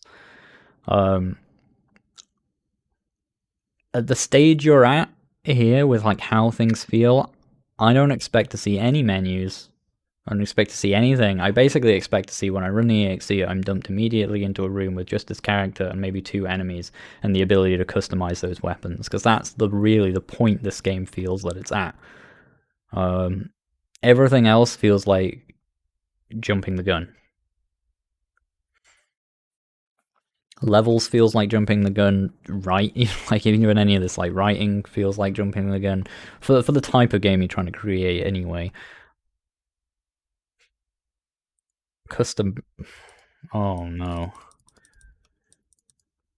Like no. None of this should exist. None of this should exist. This has taken you so much time. That should be spent on. We've unlocked some new thing. Just because, like, you know, we're seeing all these bullets that they move really fast. The physics isn't quite there. The dash is a bit off. The jump is strange. There's no real level design. The tiles are all just black. You know, like you're spread so thin with this game. Which I'm not saying like, oh, you lack the skill or the ability or whatever to build a thing this big. I'm saying like, because you're trying to do so much, you're spreading yourself so thin, and everything is like barely there, you know? Like everything is like held together by paper clips. You need to prove your mechanical premise of like, still not entirely sure what it is, but it's like this like thing with your bullets that like spin around and it cycles through the bullets. You need to create a thing wherein that is fun and feels really good, and just like a tiny demo single arena environment where it's actually just fun to run around and shoot a dude because there's loads of really good feedback on the bullets, the gun. There's like really like solid animations on the characters and things like that. There's good, just nice feedback effects and flashes and explosions and things when the bullets hit stuff. There's just all of the things that a game like this really requires, like just straight up requires to work and be worth playing before any of this.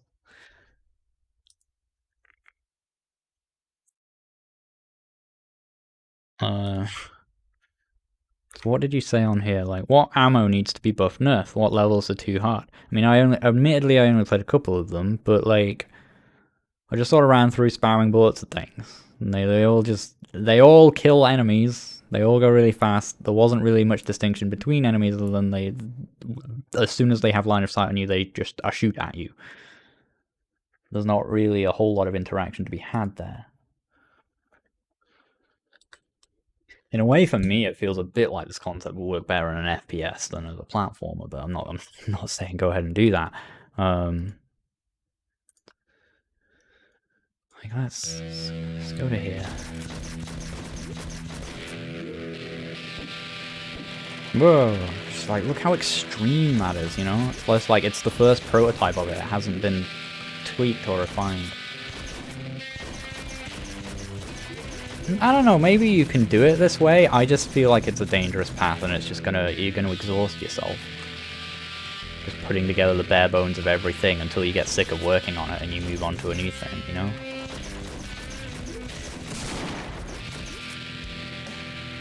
There's like a combo system in here somewhere as well.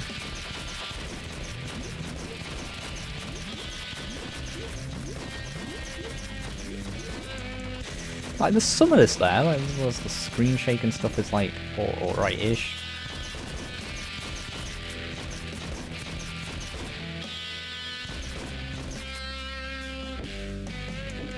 I don't really get how this dash thing works or whatever. The physics are really janky and like, whoa, what is that about, you know?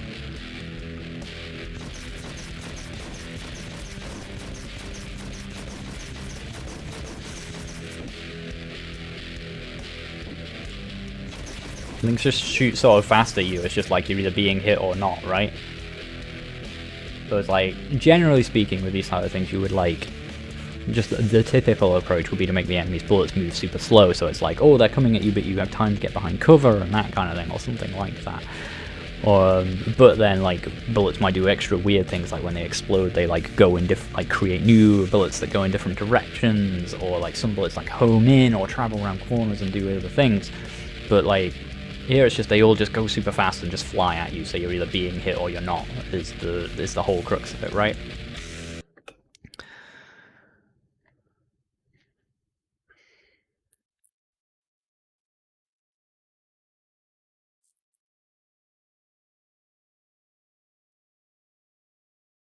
Like, you didn't need to do a bind keys thing. You could have just had one set of keys. I know it's like, that's a can't you want to be able to bind your keys in a game, right? Yeah, you do. But again, these are quality of life things. You don't need to build quality of life, and you don't need to build value multipliers when there's no initial thing to multiply or no life to add quality to, you know? You need to get that game. You need to get the core of it solid, and it's just so obviously not there yet, right?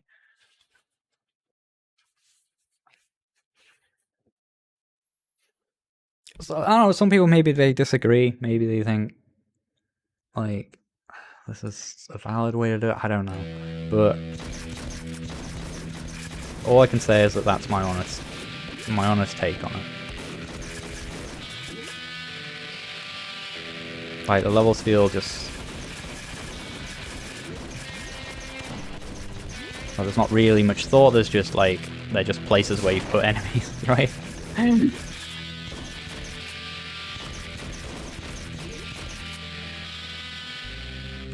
And again, I'm not trying to sound over negative about this, because like there's so much work that's gone into this, like holy crap. You've put a lot of time and effort in 11 event, and it shows.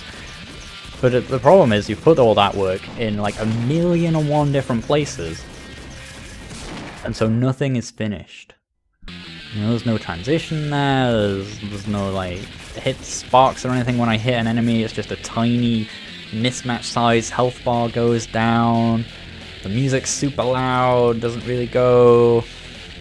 All these menus are just like weird blocks that are everywhere because it's all slapped in so that you could get it done quickly, because you're doing so much that you need to just like make the thing, make the thing, make the thing, make the thing, and it's just like a bunch of, yeah, everything is just held together by really thin glue, and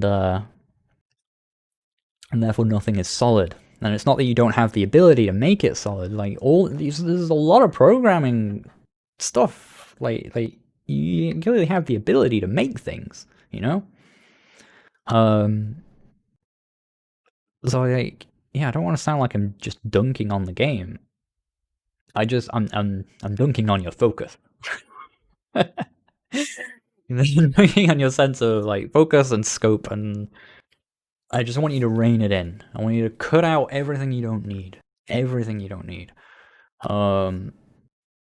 Just try and get that core right. And I don't want to give you specifics. Like I've mentioned more specifics than I would like to. I've said things, you know, about like flashes on things and stuff like that, but I'm trying to avoid really going in detail on that.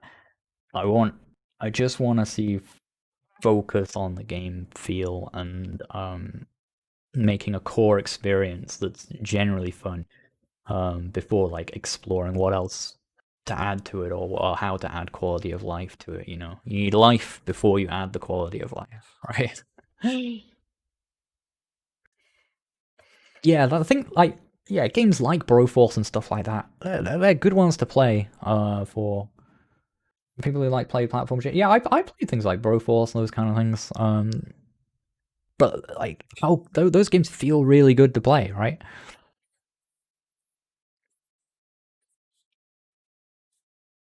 Um, let's look. Let's just look at Broforce. It seems like it's probably a good example.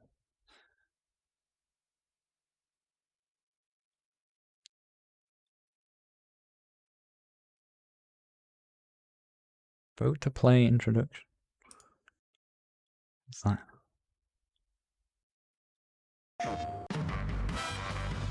Amazing. Oh, it's just, I don't know, some promotional event. Broforce launch trailer, let's go with that.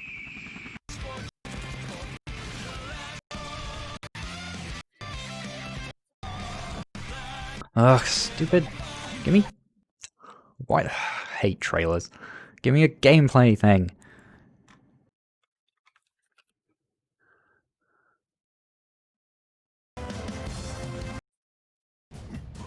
Right.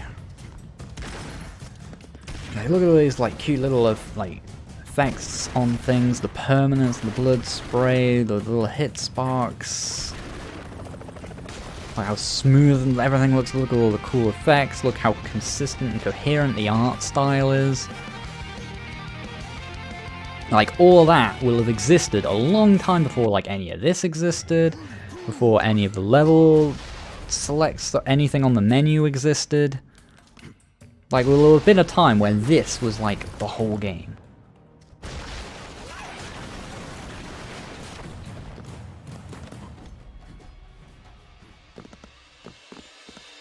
Climb on walls.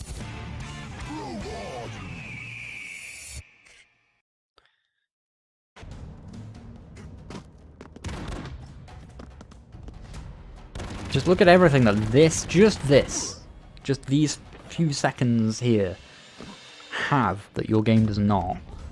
And think about how much time you spent on all that other stuff that just doesn't matter in respect to this.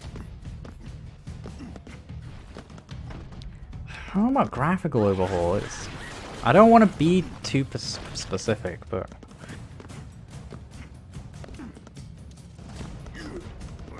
like it didn't feel great to play. The enemies like generally it's a problem with like you know, shooting things. Like it kind of makes me regret what I did with my platformer tutorial, where I basically show you how to make this kind of game, where you have a gun, you can aim it 360 degrees and shoot around and stuff like that. Actually quite hard to make that interesting without like slowing the enemy bullets down quite a lot, especially in a platform environment, because it's just like when they shoot at you that fast, it's just like a matter of I'm being hit or I'm not, and then I just hope I do more damage than them and I'm vaguely more accurate than an AI that's designed to just point straight at me, and or I've got so much health that it doesn't matter. And you're just sort of brute forcing your way through the levels for the most part. And there's not really any interesting like to and fro.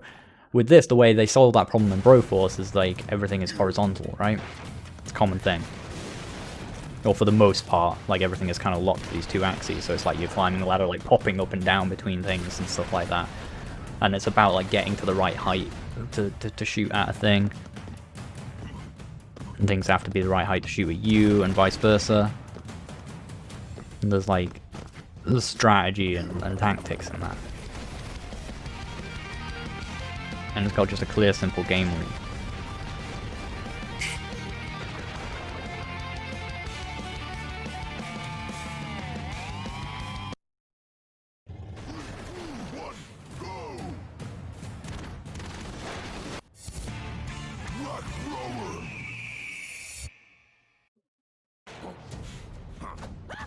Oh, I mean, if brute force is the point, then what's all the unlocking bullets and things? I don't know, man. It's hard.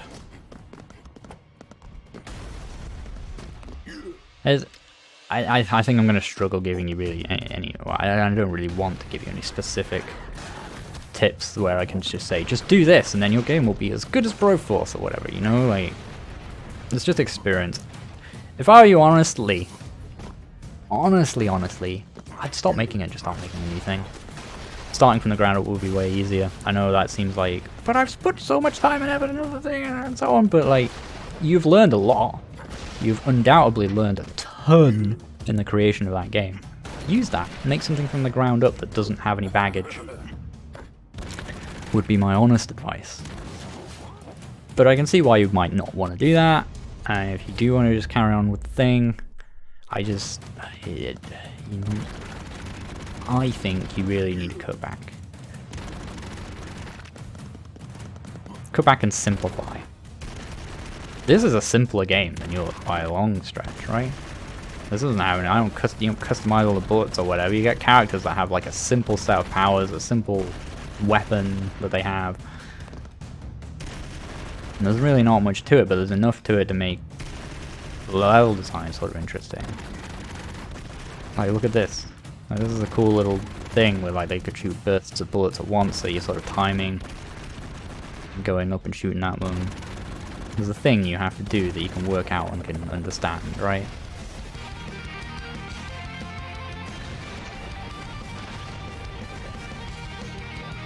I'm not the best at explaining this stuff, but I try my hardest. Gosh, how long do you think it was before this existed? I don't even know if I agree with this. It's a weird, like, 3D part of the game.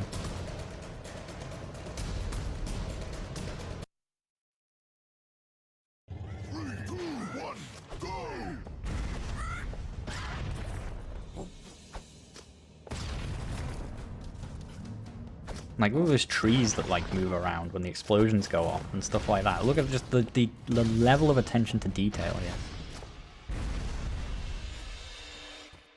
Weird little things pop up, those explosion effects.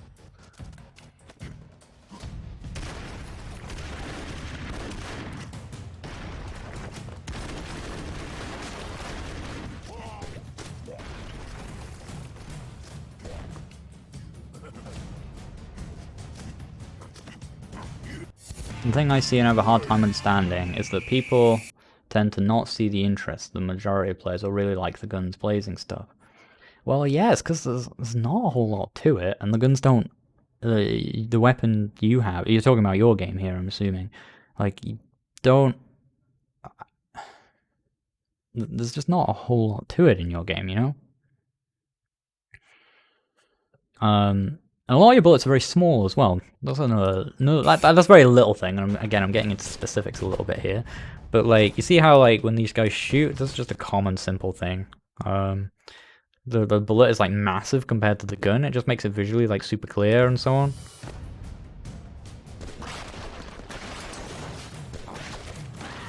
It's not realistic or anything, but that's, you know, it's what they did because it like looks good and just feels way better.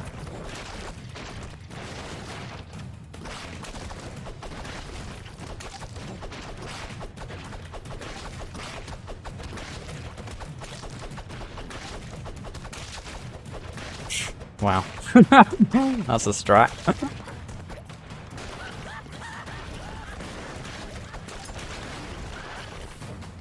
Nom Fighter raises kind of a good point as well. Like, you've got a lot of stuff that's just like thrown in because you're like, well, more mechanics is more value, right? Without really thinking much about whether they add anything or mean anything.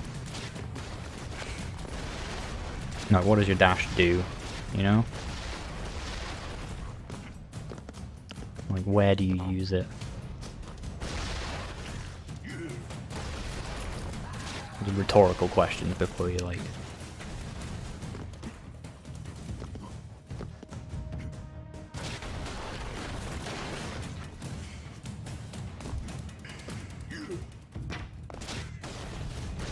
I mean, maybe, but should it be? Is that... Or is that something, and was that your intention from the start, or is that something you just sort of procedurally discovered as you played the game, you know? Did you put a dash in because you thought, well, dashes are cool?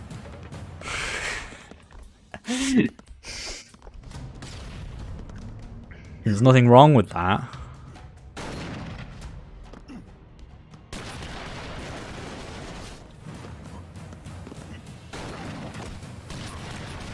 Okay.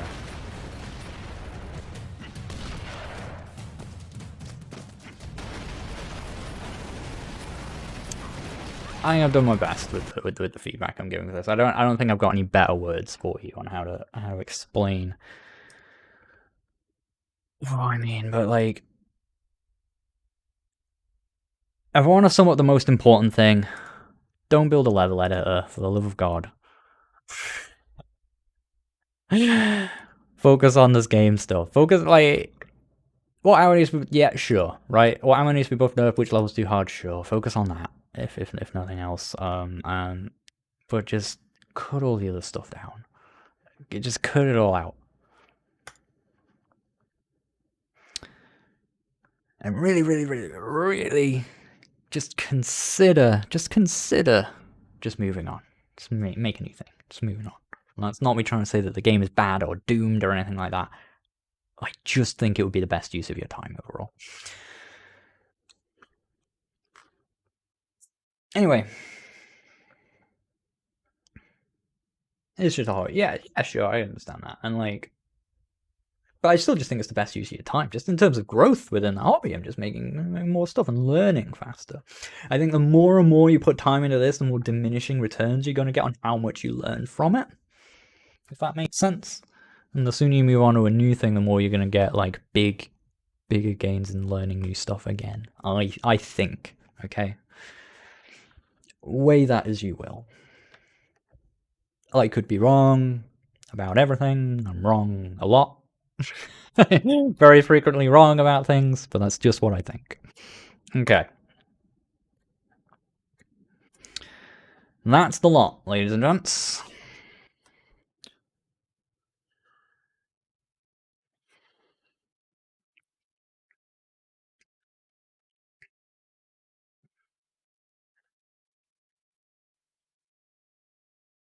It's the biggest thing to learn, honestly.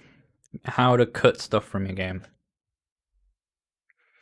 This isn't entirely like the most relevant. I don't know. Is it even on here? Games. Magicraft. Look at this game from when I was at university. Ages ago. Well, it's gonna make me cringe a little to look at this.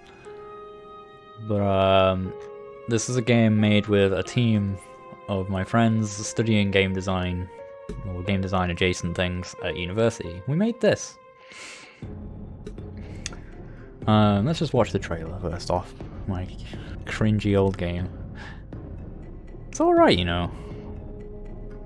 For where we were at the time in our sort of own game development, game design journey, I think we did a really good job. Art style is a bit all over the place. We've got some little easy mechanics in there. You can like, shrink the wizard and do some stuff. The game feel isn't particularly great. I like that. That teleport felt great though. I was super proud of that. I was the lead designer, if you will, on this. And like we had like a team basically full of designers or designer wannabes, so like everyone like had their own level to build. That was kind of our thing. But it ended up making it a bit incoherent.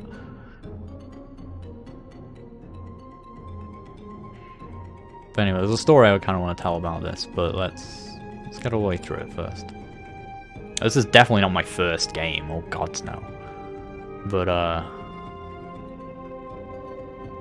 it's from a long time ago.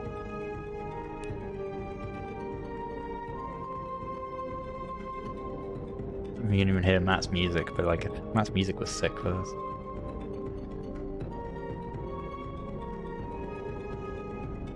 It's a proper low-res trailer as well. I like that bit at the end. It just showed a really hard falling thing.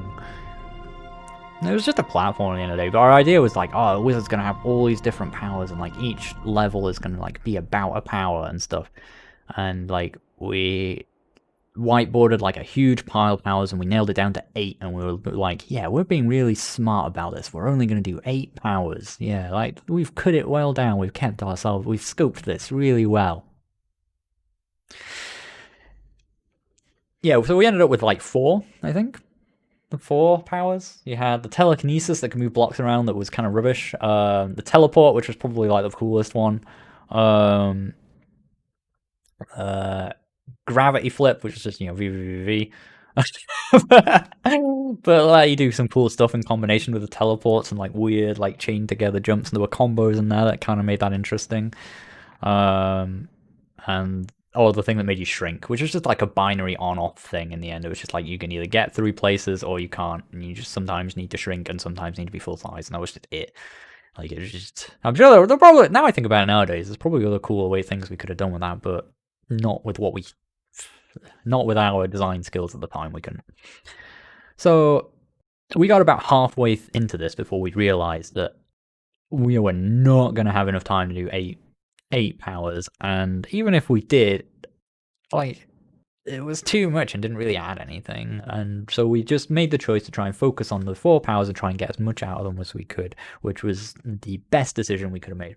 Or either it was the second best decision we could have made. I think the absolute best decision we could have made was to cut out the telekinesis power, cut out the shrinking power, and just have it be the teleport and gravity flip powers, because those are the only ones that were actually any fun or created any interesting moments in the level design.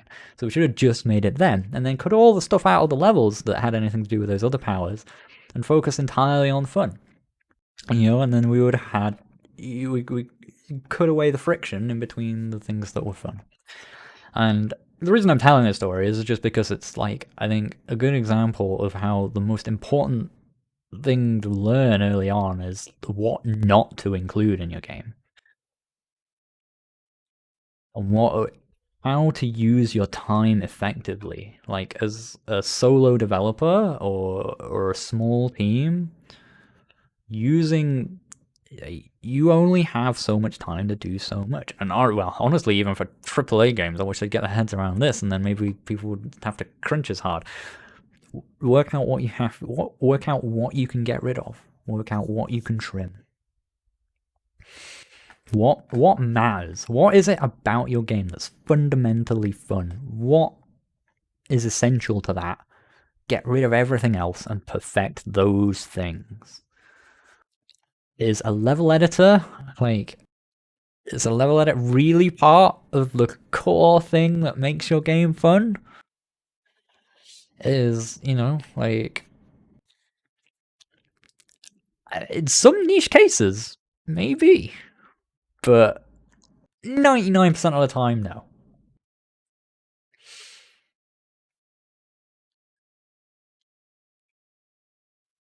Yeah, you had like 1,000,000 bullet times. Were they all interesting? They all, like, do they all add something that, like, with their absence, it would really be felt? Like, I worry that I feel like I'm being lecturing here, and it's like coming across badly, like I'm telling you how to be a designer or whatever. Everyone has their own journey with things. I'm just providing experiences from what I've learned from from things like this, and from what has worked for me. Maybe you go on doing what you do, and you come back a year later, and you've made whatever that game was called. I've lost the name, and it's won 12 Game of the Years, and 8 gauge. Yeah. Maybe you're already working on 8 gauge 2, and so on. But I give the advice I give with a relative level of confidence.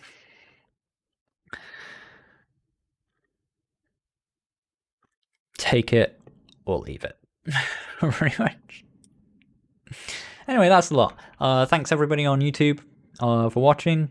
This is where I will end the VOD, I guess, assuming I remember to trim it from the other side. Sometimes I forget. I trim it from one side and forget to trim the other side, but hopefully I remember. Bye-bye, YouTube. I'll see you all next time.